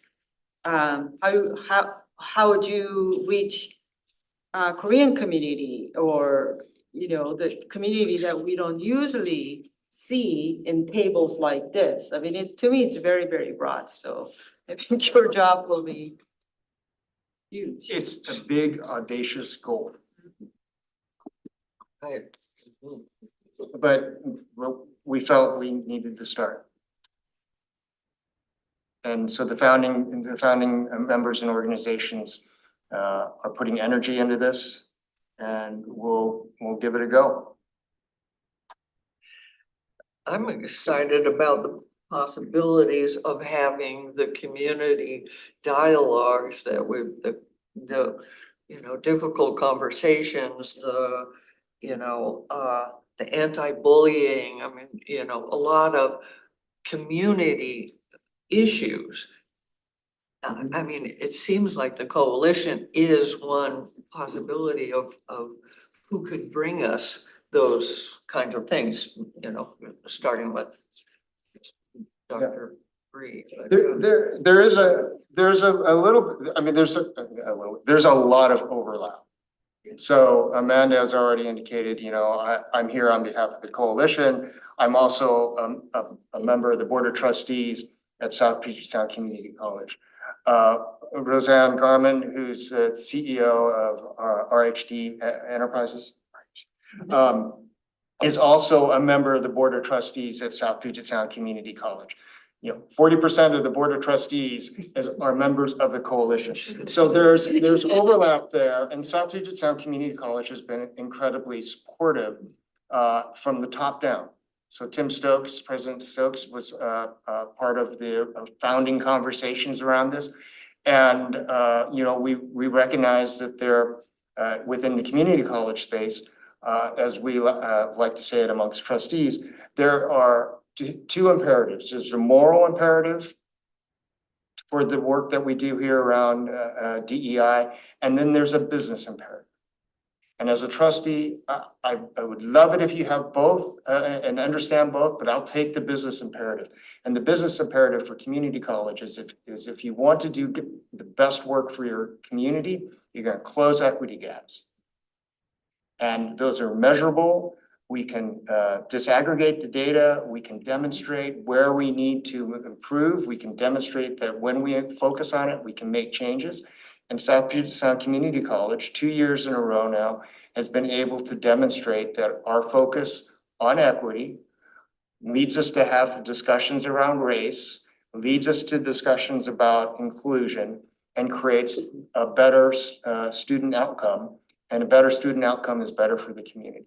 So it's part of our approach at the college. The Equity Coalition helps build this. Same thing with the hospital. The hospital looks at this data, disaggregates the data, says, you know what, we didn't think we had a problem, but the data doesn't lie, and we do. So how can we fix this? How can we, one, have better outcomes for our patients? How can we have a more diverse staff to reflect the patients that we're serving? How can we make sure that we don't have disparities between patient experience? And that's what we have built for our strategic DEI strategic plan, those benchmarks, those performance measures. Yeah, and we have all kinds of aspirations, right? We talk about, you know, who's keeper of the metrics? What are the benchmarks? Who can do that? Is that a role of the Equity Coalition? Is it somebody else? But who keeps the benchmarks? Who measures the performance of the community so that we can move forward? This is, you're right, it's a huge lift. But this is how we think we have the best opportunity to make gains, close gaps by working across the silos. And we gotta start somewhere. And if I can jump in really quickly, in my previous work, I lived and worked in Northern California. We nicely, and I say that, named the town I lived in McClanleyville, because it had the highest proportion of the KKK. We had illegal raids at that time in the community. We were a very impoverished community. I lived in Humboldt County, worked, and got my graduate degree there. We didn't have resources. So the Equity Coalition reminds me a lot of what we had was I worked for an organization, LatinoNet, and we had a Promodoro group. And really that was individuals from throughout the community would just come to the table. And that's really what we've done with these affinity groups. They'd come to the table and say, this is the resource we have. What's going on, right? And so if there was somebody from the Korean community, they would come and say, this is what we have, this is what we're dealing with. Is there any resources? We had DSHS, we had the Department of Health. We were a severely impoverished community that often didn't even have access to food. But through that small coalition of individuals, we were able to make amazing change. We were able to get legal representations for people going through illegal raids, right? And I see the same thing happening with this coalition, where yes, we're in infancy, but I think also the more members we can pull, I'm so excited to have DV here, right? We're looking at bridging gaps, looking at Providence. Tracy and I are working on things where before I would have been focused on higher ed. But now we are literally out in the entire community, and anybody who wants to be a part of it, that is our strength. And I think that's something that, yeah, it's a big lift. We gotta start somewhere. But the amount of change and the amount of support in individuals who I usually would have seen leave jobs or just give up, they're there. And sometimes once you start working, things start flowing naturally. We're the perfect example, right? We were at a meeting last week and we started exchanging resources and helping each other, like magic, wasn't it? I was super excited. Yeah. And that's really what it is, pulling. The resources are a key element of the change we're talking about. The most difficult thing that needs to be approached and attacked or whatever are the attitudes. You know, the resources, you can go give some gas cards or whatever, but the attitudes that contribute to the environment that's led to the need for DEI in the first place. It's again, the most difficult part of this to tackle. The same as the conversations on race. And so as I'm sitting here just thinking, as a member of the Lacey Equity Commission and the first chair from 2 years ago, and these affinity groups, I don't see myself fitting in any of your affinity groups. But who in the community, such as folk like me, who might help those conversations along? And so I'm learning about this coalition for the first time. And I've been so heavily involved in this work in this community for decades. So it's that kind of thing that I'm trying to process in my head. Because we as the Lacey Commission, the Olympia, whatever that group is called, Tumwater is trying to get something together, not knowing where to start. 2 years ago, Thurston County declared racism as the most important public health issue. And nothing happened. It went nowhere. No further conversations after the resolution was passed. So it's like, you know, and so I'm just trying to process a new group, the coalition, you know, and all of this language, and try and adapt it to what we've been struggling with here in Lacey. You know, we spent the first 2 years processing and, you know, talking about equity and that kind of thing. Our conversations had to eventually get around to, well, where are the inequities in Lacey that we need to be attacking? That's where the hard talk began. Where are the inequities? What are the barriers? And, you know, the conversation kind of gets stuck right there. And so I'm hearing resources being talked about a lot, but attitudes and practices and, you know, all of those, we still have racially restrictive covenants in this on paper, in this county, that kind of thing. Yeah. So I think I'm just venting here today, so pardon me. It's what you might feel like you're venting about though is information for us to take back both as my professional role and as the work that I'm doing with the coalition, because it shapes the conversation. And so while it could be resource sharing, like, yes, here's a toolkit, it also is what conversations do we bring into the community and how do we shape the narrative that we want to help the community develop. And so, we're talking about putting together these community kind of TED Talks. Very well could be like, what does race look like in the county? What's the racial history of this county? And there will be people who will not participate.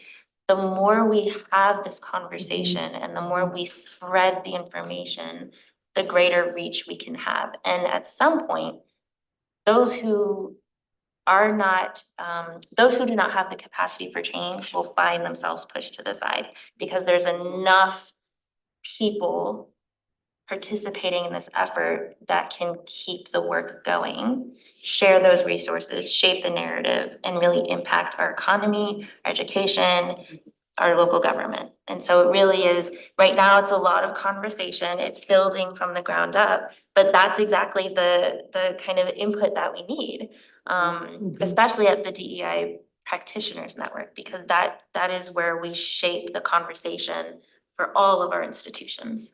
Yeah, and the institutions, so you articulated super great with the community, and you just mentioned the institution. All of these dialogues also allow me and our other members to bring it back to our organizations and have that then be the what do you call it, that's in the soil, that fertilizer that helps bring out the conversations and in a different way, in a different light. And we have 6 people going to this training on Saturday that we wouldn't have had a Friday, that we wouldn't have had otherwise. So now we have 6 more people who are getting to experience something, who will bring that back, not only to their families and their community there, but to work and the coworkers that they have there. And one of the things that we haven't really talked about, at least for me, that's been a large benefit, is the connection between the other folks doing DEI work in different organizations and having that support. Because many of us are the one identified at our organizations, and the work gets lonely and the work gets hard. The work gets tough, and it always has been, and it will continue to be as long as humans are involved. But when we have the support of one another, not only are we engaging in a conversation like this, which is furthering the next thing that we do, but also I get to walk away with more support. I get to text Amanda and say, hey, what's your thought on this? Or, well, where is this Lacey Commission meeting tonight? And she tells me. So we're here to also support one another, which makes then our organizations and us, me and my own community, a stronger individual who can advocate better for everybody and not be one of those people who isn't able to or willing to change. So I think that's really big, our support of one another. Absolutely. And when you talk about resources, please know that what I consider knowledge and cultural shift skills as a resource. One thing that has come up in the DEI Professionals Network between individuals, but also as a group, is how do we change cultures? That is one large thing I'm working on in my institution, is how do we embed this into everything and it not become siloed and something on the outside? And what do we do with people who don't want to do be any part of it? So we continually talk about culture shifts and ways that reach out to other individuals to get them to understand and see the problem and not fight that anymore. And it's a lift, but we're starting somewhere. So now you're aware of us, we are aware of you. We will start additional communication Absolutely. with the city. And, with regards to the affinity groups, they are by and for, meaning that if you see a need for an affinity group, we will support you in that. We volunteers aren't looking for more work. I know, right? Yeah. I feel you on that. I mean, a lot of you all, you're doing what you're doing in your professional capacities, but we're volunteers. Well, and I could say the commission work is on top Yes. of my, and Tracy as well. So we are volunteering. Or for the coalition rather. So we appreciate the time. Yes, thank you. And by all means, reach out, or, and like I said, we know, thank you for your interest in us. So we will be communicating with you more frequently Yeah. because we want to be able to figure this out, right? Yeah, and anything we could help to do to promote. We're here to, for you. You just add members of the various equity commissions to your distribution list of information. Perfect. Wonderful. Thank you so much for the feedback. Yeah, and just an FYI, will be 3 commissioners who are stepping down at the end of their term in December. And so folks that you're involved with may. Are we gonna be Want to competing apply. for community members for our councils? Sure, it's the name of the game. No, whether it's the Law and Justice Council already came to this, our group and said, hey. I know. Yeah, well, thank you all. Thank you. Thank you. Tracy? Be on your, Oh, yeah, on our networking. when your network. It's okay. I knew it was gonna go long when I saw the first one. My mom was putting. Okay, well, I hope all of this has been good information for you all too. This is together. Did y'all need like a little break? You know, Megan, you want like a. How are you? No, we're tough. Tired. All right, together, Clubhouse and Equity Initiatives Overview. You could, Pass the magic mouse. Mouse, and please introduce yourselves. Good evening. I'm Carlo. I'm one of the 2 co-executive directors, and I'll let Megan introduce them. Megan Sullivan, she, her pronouns. I'm a deputy director at Together, former executive. So we're gonna talk to you a little bit about Together and then a little bit about Host Homes and mainly focus on our Clubhouse program. And our Clubhouse program is actually located here in Lacey, so that's why we wanna focus on it too. So we've updated some stuff since, but our values are equity, community, and systems change. And so one of our co-executive directors really focuses on systems change, and I focus on community and equity. Yeah, we're on a mission to advance the health and well-being of all young people, because all young people are supported, healthy, safe and valued. That's our goal. So Together, and you might be great to tell just a little bit about the history, but we're about to celebrate our 35 years. We were founded here in Lacey by a former deputy mayor, Ernest Swift. And founded around public health science. There was work out of University of Washington to organize community members in all 39 counties. Former Mayor Clarkson was a founding member of our organization and one of our past board presidents. And our work evolved to move upstream from substance abuse and violence prevention to what are the conditions in our community that we can advance to make everyone feel more safe, more welcome. And especially focusing around partnerships with schools in the last 10 or 15 years to center students, knowing students don't exist in a vacuum. So also providing direct supports to their families. So we have 3 amazing programs. If you look at Together as like the organization has 3 major branches: Host Homes, Community Schools, and Clubhouse. Community Schools is mainly based in Tumwater, with great partnerships there. Like I said, Clubhouse is based here, and Host Homes is based in Lacey, but we're also reaching out in Olympia now. Yeah. And as much as I want to go into a lot of things about equity, I really just wanted to show y'all in how we take action with the equity. So this presentation is really mainly about showing you the action behind what we do. And you might help me a little bit with Host Homes, if that's okay. Sure. And as much as you all want history, I know we started very late. I can talk a lot about the history of the organization's commitment to equity as well, which I think is good context. I don't know if you want to do that. Yeah, and Megan is our former co-ED, so that's also always in support, yeah. So. I'm a 18-year team member almost this fall, and basically our work maybe more than 10 years ago took on the value of equity. We are founded on public health science, and my background and my former co-executives' backgrounds were in public health. So we looked at, there was a lot of talk about health equity, and disparities was the buzzword at the time.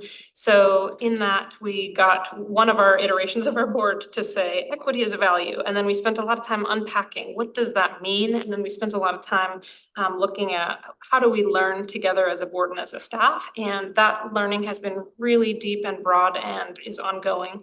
And as it unfolded, the who wanted to be at the tables of our board and staff has shifted, which a couple things come to mind. We first partnered with YWCA of Olympia, and we did their Intercultural Foundations program. We were the first organization to purchase their services in that way. They used a tool called the Intercultural Development Inventory, which is a internationally validated, translated to a bunch of language, cross-cultural assessment of one's skill, knowledge, competence, and then received many years of tailored trainings at our staff and board level to bring individuals and groups collectively along from building awareness and knowledge to actually building skills and practicing skills.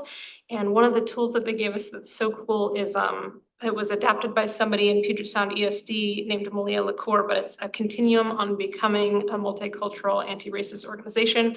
And you could even look at the years of time as we moved through different phases. And it's not a destination, it's a journey, and there's still a lot of work for us to do. And that tool I have found invaluable to explain what the journey has been like up until this point. We just presented it to my supervisor last week because I want to implement it here.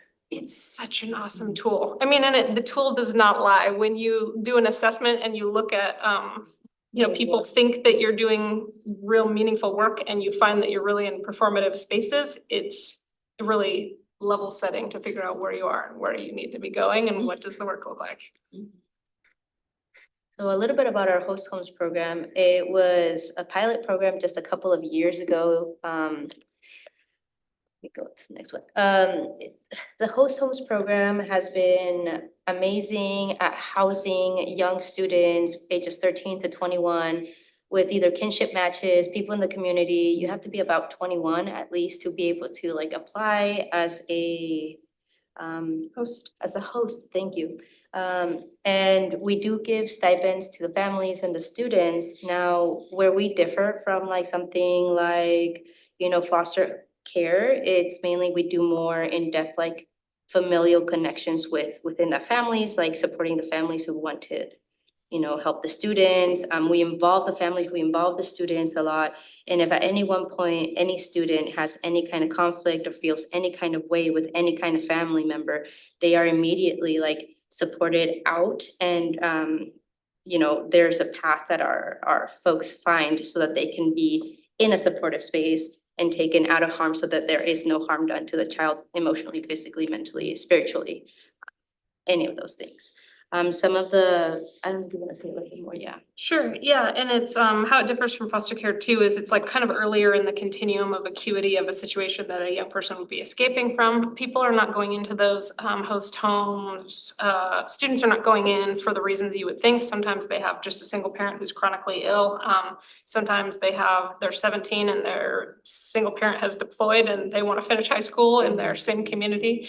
And this model is based on work out of Minneapolis about 40 years ago, born by the LGBT community to wrap around young people who identify as LGBTQ because the extreme disproportionate rate of houselessness among those young people.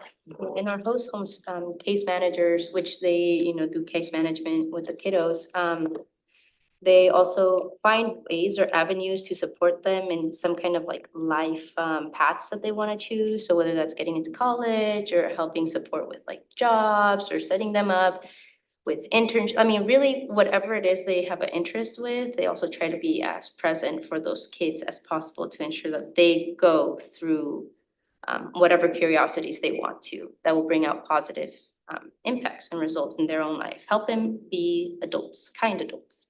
And that's a way that youth voice is centered and youth choice is always present, so that that also is a difference between foster care and this program, is that no one has to be placed in a home that they don't want to be in. Mhm.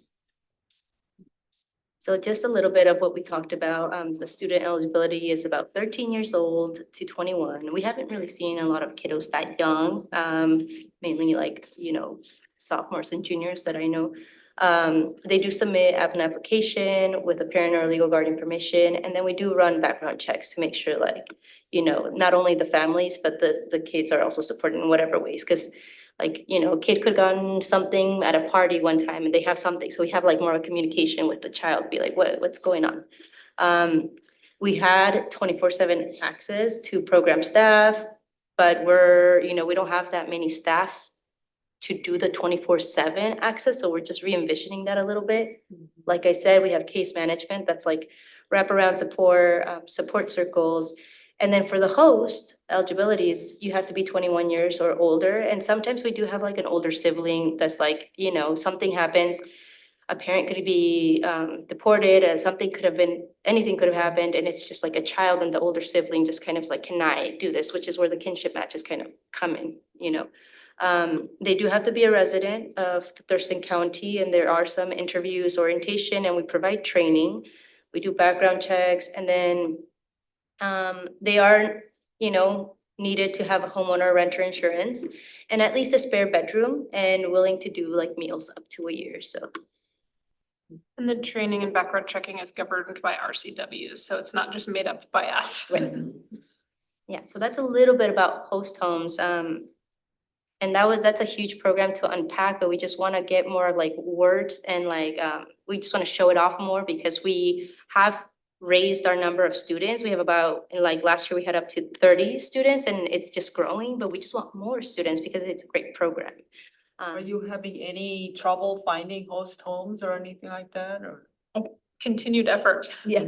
We are always interested in talking to people who want to learn more and finding places to tell the story. Our program director, Vanessa Santana Hurst, is, out in the community talking and engaging, giving out information, talking to community members about what it's like to host people, like all of these things. So it's just an active way that we're trying to get out there, right? So part of it being in this presentation is also part of that, just give you a little taste so that you can ask more questions and like maybe, just. And if you have ideas, we'd love to hear them now or later, or groups to connect with. So Clubhouse. Clubhouse is such a beautiful program, and it's a program that's like near and dear to my heart. When I was at Evergreen, I started as an intern with Together, being just at the Clubhouse program. Never did I thought that I was actually gonna enjoy working with children the way that I did end up enjoying working with kids. But some of the information up here has recently changed, and I'll explain why when we get there. But currently, as of right now, we only have 3. We had 4 programs. We had 2 elementary and 2 middle schools. Now, Clubhouse is a before and after school year and summer program where we host about 60 kids every day. We have a total of 3 to 5 staff. We do bilingual curriculum. One of the greatest things that I've done at Together is and we'll talk about it later, create a bilingual curriculum that I named Arbol, which really encompasses, I used to play in a mariachi, so I was like, okay, how can I engage students without it being like learn the ABCs, but more like now we're singing, we're learning, we're doing anything that's more culturally relevant, and actually teaching them compassion and kindness with cultures that isn't just like more curriculum in literacy based, right? So we have Lydia Hawk in Pleasant Glade and Chinook and Nisqually. We serve 1st through 8th graders, and we're really hoping to be at a high school one of these years. I think that would just be great, because then we'll see our kiddos kind of make their way through, North Thurston. Now, Clubhouse is mainly funded by a federal grant called OSPI. It's through OSPI. It's the 21st Century Community Learning Centers. Community Learning Center grant. It's a 5-year grant.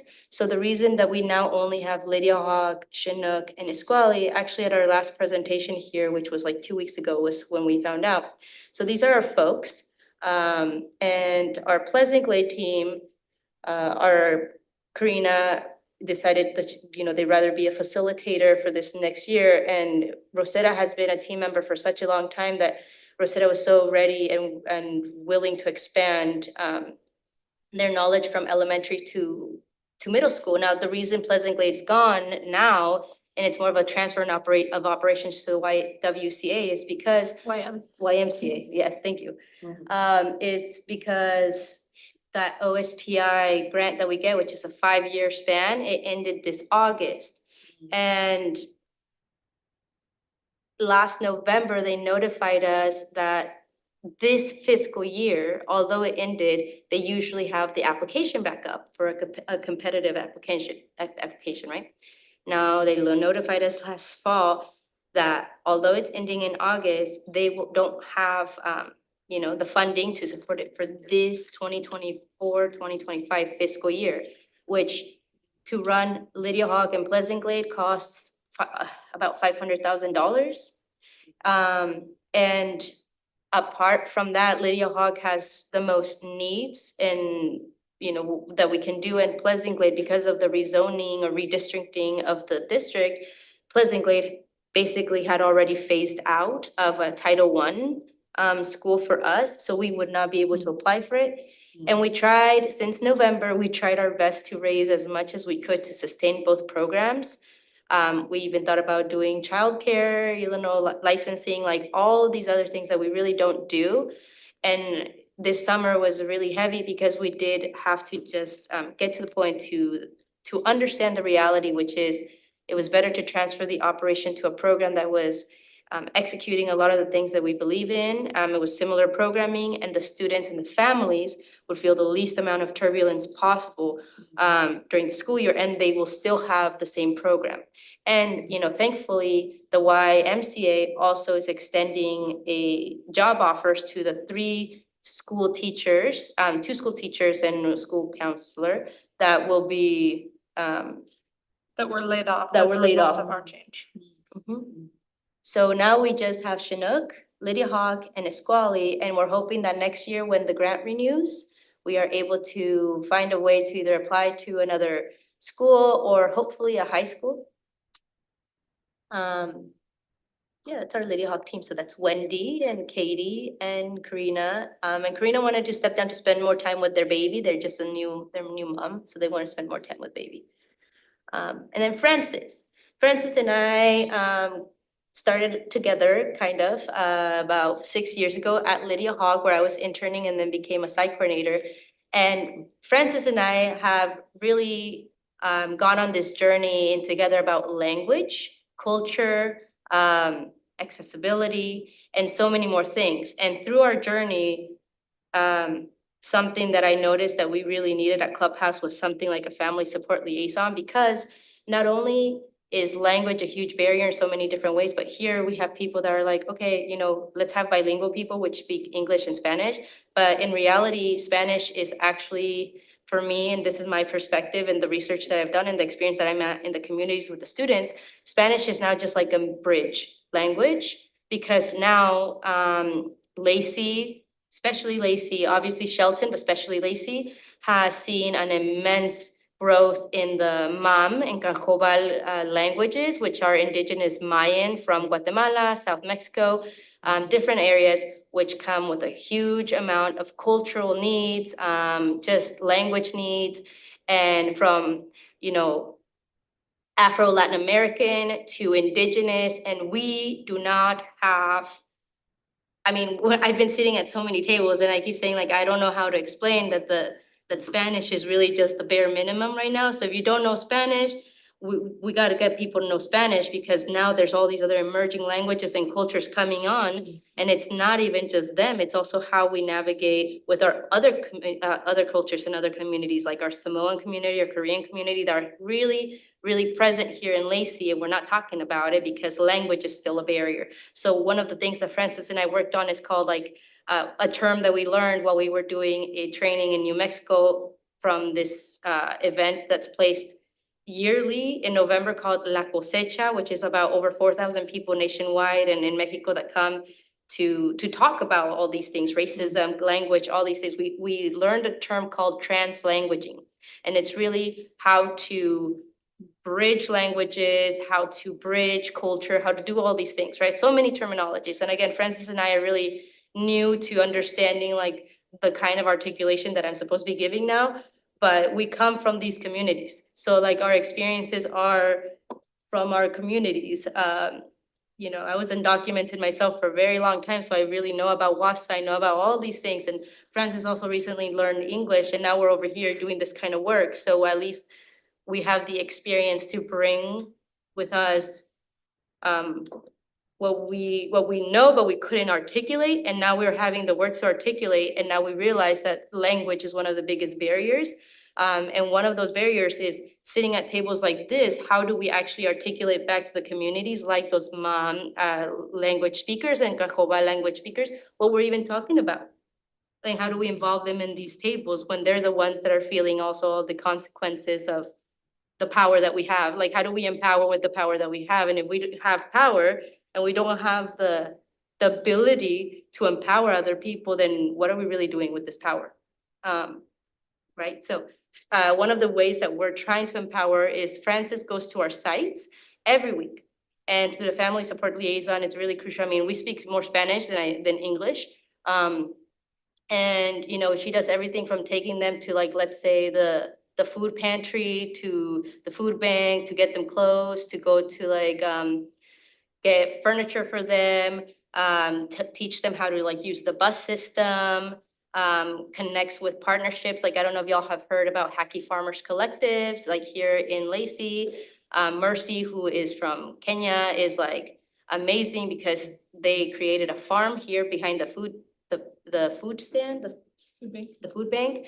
And yeah, so that farm behind there, she has taught her kiddos a lot about like agriculture and gardening through her perspective, and also is a huge leader, I believe, in incorporating in this garden food that comes from different places that other cultures might need that they don't find here in like your local Fred Meyer and stuff like that. So like certain kind of beans, certain kind of plants that maybe they only have in different areas that she can get here, so that they have some culture connect, you know, they have some of that in there. So Francis is someone who really connects with people like Mercy to get food bags, delivers them to the families. And I mean, one of the families that we deliver to is like a family here in Lacey that has, you know, it's the parents, and the total amount of people that live in this 2-bedroom apartment is 14 people, and they're just a whole family, and they're all Mayans, like from Guatemala. And so they don't know the language, they don't know the laws, they don't know the culture. And so Francis and I and our site coordinators, through our Clubhouse program, we connect with the students, with the families, and we sit them down and teach them things. Because, you know, honestly, we've seen situations like other folks immediately are like, well, that's like against this, against that. I'm like, well, nobody's taken the time to teach people or educate them on local government or like the Washington laws or things like that. So what we also do on top of Clubhouse being an amazing STEM-oriented social and emotional learning, language, music, and all encompassing like program, we dedicate time to the families, because it's with the families, you know, they are spanking their kids and we're like, listen, let's talk about emotions.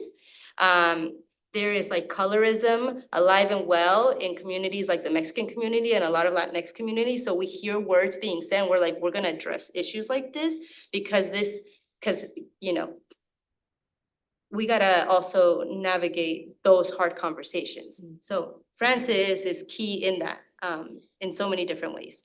Now, this is just a survey that we have part of OSPI requirements. It's like to get a student survey and some feedback. So I just wanted to present some numbers up here.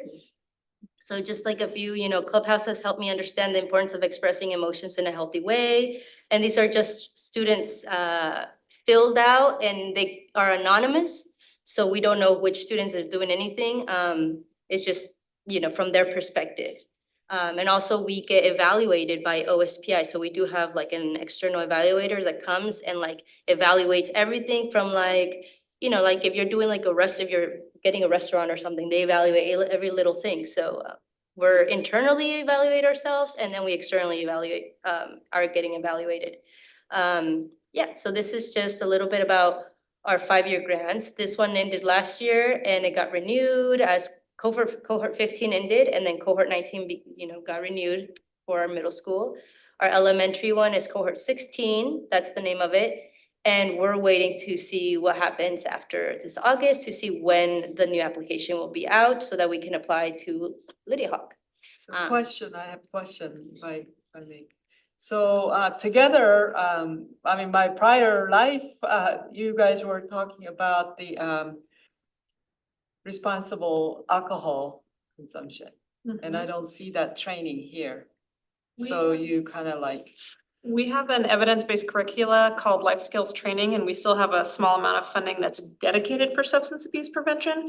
And we spend less time publicly talking about the substance abuse prevention work, whether it's an evidence-based curricula that's embedded in this, or whether it's like the ways that social and emotional learning and connection with trusted adults and connection with their school impacts substance use. But like other parts of what we haven't said a lot here is like, the whole basis of why OSPI funds Clubhouse kind of work is so that kids are connected with their schools, and it improves their social and emotional learning and their academics and their connection to school such that they reduces dropout and increases graduation rates over time, and is intentionally equity focused. And so what else we didn't say maybe as clearly as we could have was that these schools that we're in are based on academic need and based on low income status of the school and of the district. And so that's why and how we partnered with North Thurston to apply for those particular sites. And that's what Kala was saying, why we can't reapply for Pleasant Glade, because North Thurston changed boundaries and a lot of students were moved around as a result. Yeah, another thing is like the Department of Health, we recently just became in partnership with them, and they also fund us to do life skills, like talking, like they refer to things about like anti-bullying. So we rephrased some words and we called it like a planting kindness campaign, which we brought people that we met through some of the DI coalition, which was we brought Kitty that, taught them how to do some potato molding and things like that. Like, we brought a person that played guitar who really talked to them about like emotions through that, but all of that in the name of like kindness, like showing kindness to each other, inclusivity, acceptance, and also really recognizing that without inclusivity, without accepting one another, it leads to decisions like disassociation, distancing, and that's harder for people to reach. Like it's harder for, students to reach each other. So the Department of Health is a great example of how we partner with folks in the state and like also local, right? But fund us to do certain kind of life skills work within our programs. And we do a lot. I mean, we partner with so many people, everything from like culinary to like the Department of Health to, we had the NOAA grant to do a lot of things with like environmental awareness, all of these things. But at the end, it's like, how do we help the whole child, which includes a lot of like emotional trauma, to be really frank, in these schools, like. And that emotional trauma is like sometimes what leads to, and some of the emotional trauma comes from acts of racism, acts of sexism, acts of violence, acts of, coming across the border. Like I could share stories, but yeah, that is. So the partnership goes like life skills, drugs and everything. It's incorporated into how we do our day-to-day programming. To me, it makes sense. I mean, you're looking at the whole issue, not just a problem like a bandage, like you're not just looking at the I guess the outcome Right. from the entire process. So that's kind of nice, but do you have any stats where the alcoholism or substance abuse rate is going down among youth?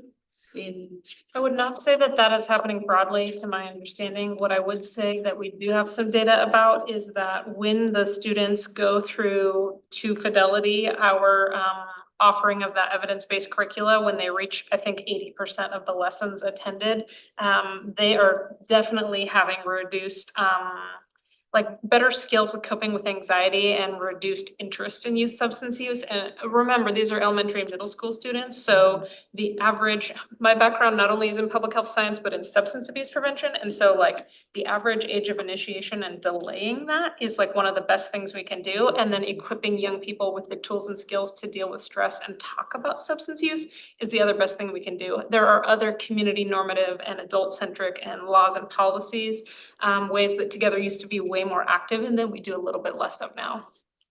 Thanks. There's this that might help a little bit, just kind of paint a small picture of like how we use our time. So you can see STEM and literacy, homework help obviously is there too. But we do have like our violence prevention and counseling programs and community and service learning. Youth leadership is huge because we do talk to our middle school youth and see like what's going on around. Bullying was huge, cyberbullying was huge, and they wanted action, right? And so our action was, we were already doing the planting kindness, but thank you to the DOH grant, it gave us more of like, let's hire people and bring them in to talk to them about their experience. Now, the person that came was Israel, who was blind at like 4 months old and is like an amazing guitar player. And so talked about, being bullied, and so many things that students end up connecting with.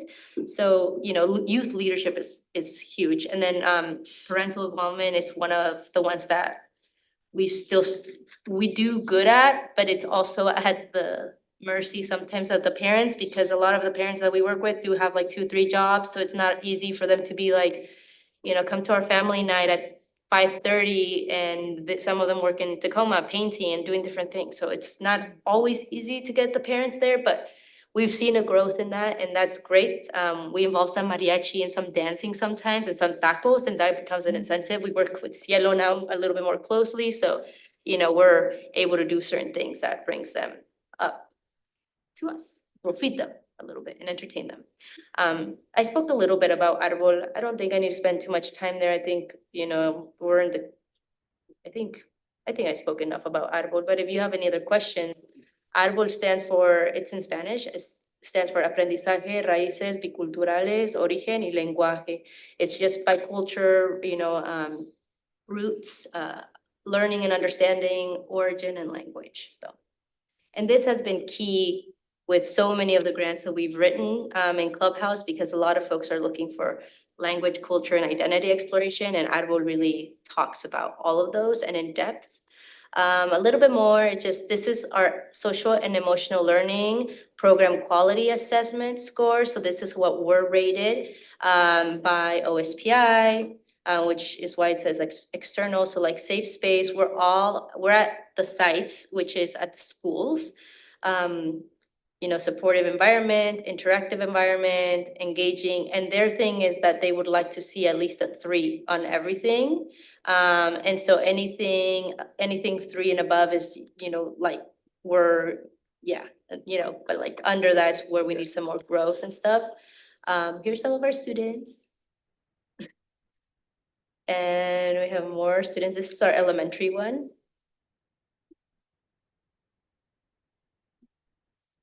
And again, even though Lacey's right here, to be transparent, even this day was so special because although Lacey and Olympia are just next door neighbors, most of these kids, there was like 1 or 2 when I asked if they have been to the waterfront, they haven't. They haven't seen the, what's it called, the parade, that I really want them to do with like the glowing lights. Oh, luminary. The luminary, like, there's all these things that kids, although we're in Lacey, like, they have no idea that's going on. They don't. And so even this day was so special, so special.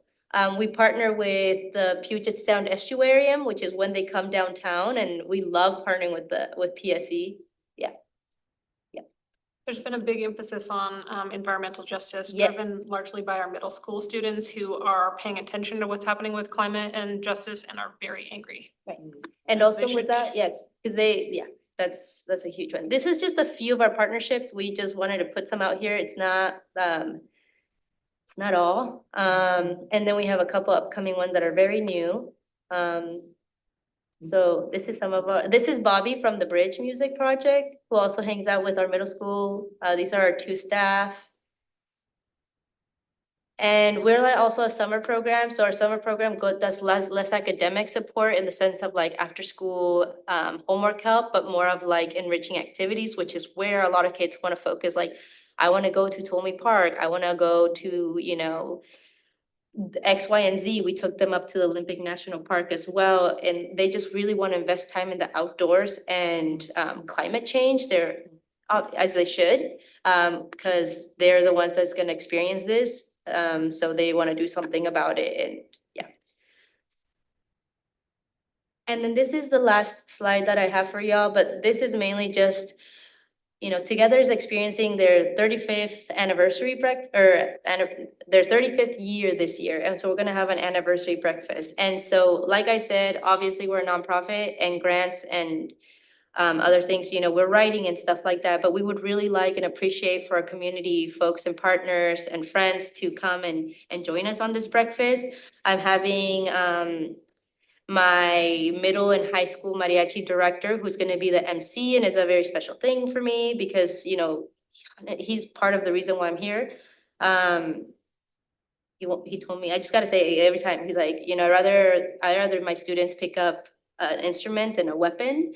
And I mean, that just led us all. Anyway, so it's on October the 2nd from 7:30 to 9, and we're hoping to raise some funds, especially for our Lydia Hawk program to maintain it. We had a really generous donation from Twin Star that helped us maintain our Lydia Hawk program for most of this year, but we're still looking to just fill in that gap that's still going. So it's mainly focused for Clubhouse. And our theme is Our Future is Bright. Because we believe in all the staff, and the 35 staff that work together, we're doing everything that we can in our power to do so. And we believe our collective future in community with you all and with so many others is brighter when we work together. So we do request pre-registration. It is free to come. And if you want to organize a group or a table, we want to make sure you can sit together. So let us know. Yeah. And that's it. That's I'll all we take have. the magic mouse so I can Sorry. make sure our online commissioner.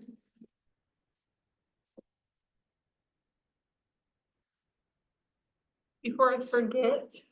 Yeah, no problem. Have a good evening. I wanted to say that in using the continuum on becoming a multicultural anti-racist organization, one thing that I feel great pride in, that was the result of a whole bunch of people's work over a long arc, is that our board is now made up of 10 amazing individuals, including 2 who are some of the first doctorate graduates of the St. Martin's University Leadership PhD program, but 100% of our board members either are folks of color or members of the LGBT community, and the majority of our staff and the majority of our clients are also members of either those groups and or other marginalized identities. So the face of our organization and the client centering and the client voice centering has resulted in massive change over time. Yeah, and we're even working with Evergreen to come in and bring in Spanish teachers like Hugo Flores, who was with us for about a year, just like a contract to teach even our monolingual English speakers how to like engage in Spanish.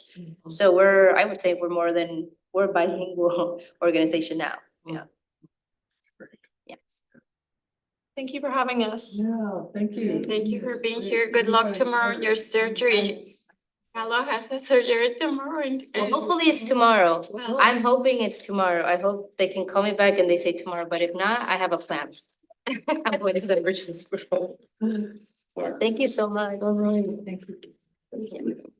Yeah. Okay. Yeah. We just have a couple tomorrow more- at 10. Do you want me to forward a meeting invite? We just have a couple more items of business. Under Commissioner's report, I wanted to say that. So there's no quorum right now. So Okay, with Commissioner Jackson departing, we just need to be aware that we well, are, we don't that have we any can't do any business more items. business items. Mhm, okay, just information. Thank you.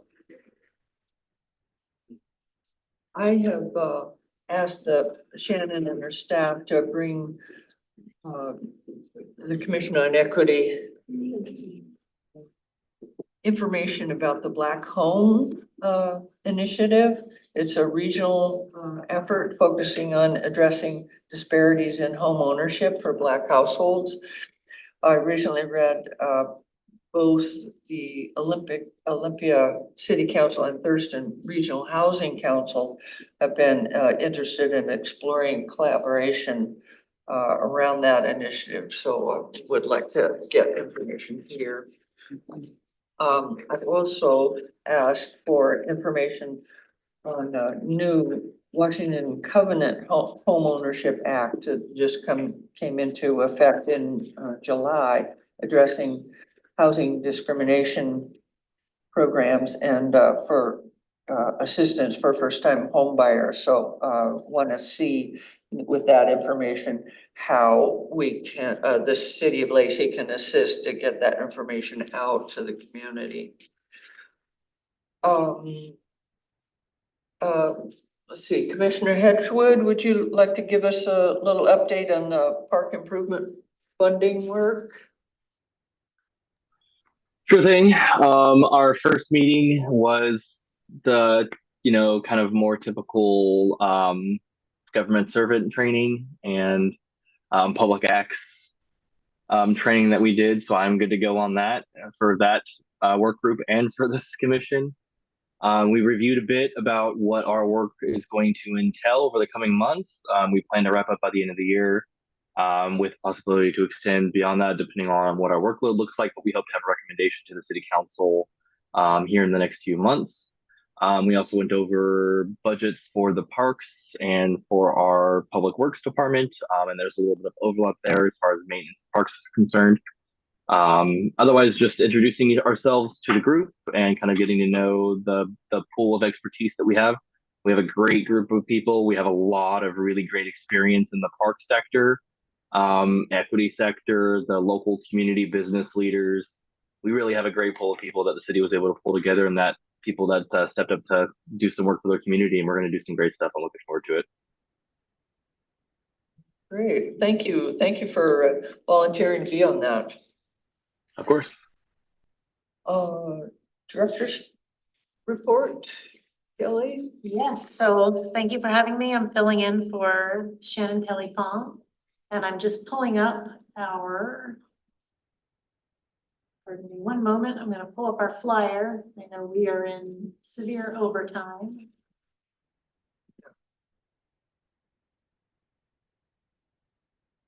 All right, well, we don't have the flyer here, so it is for our online watchers.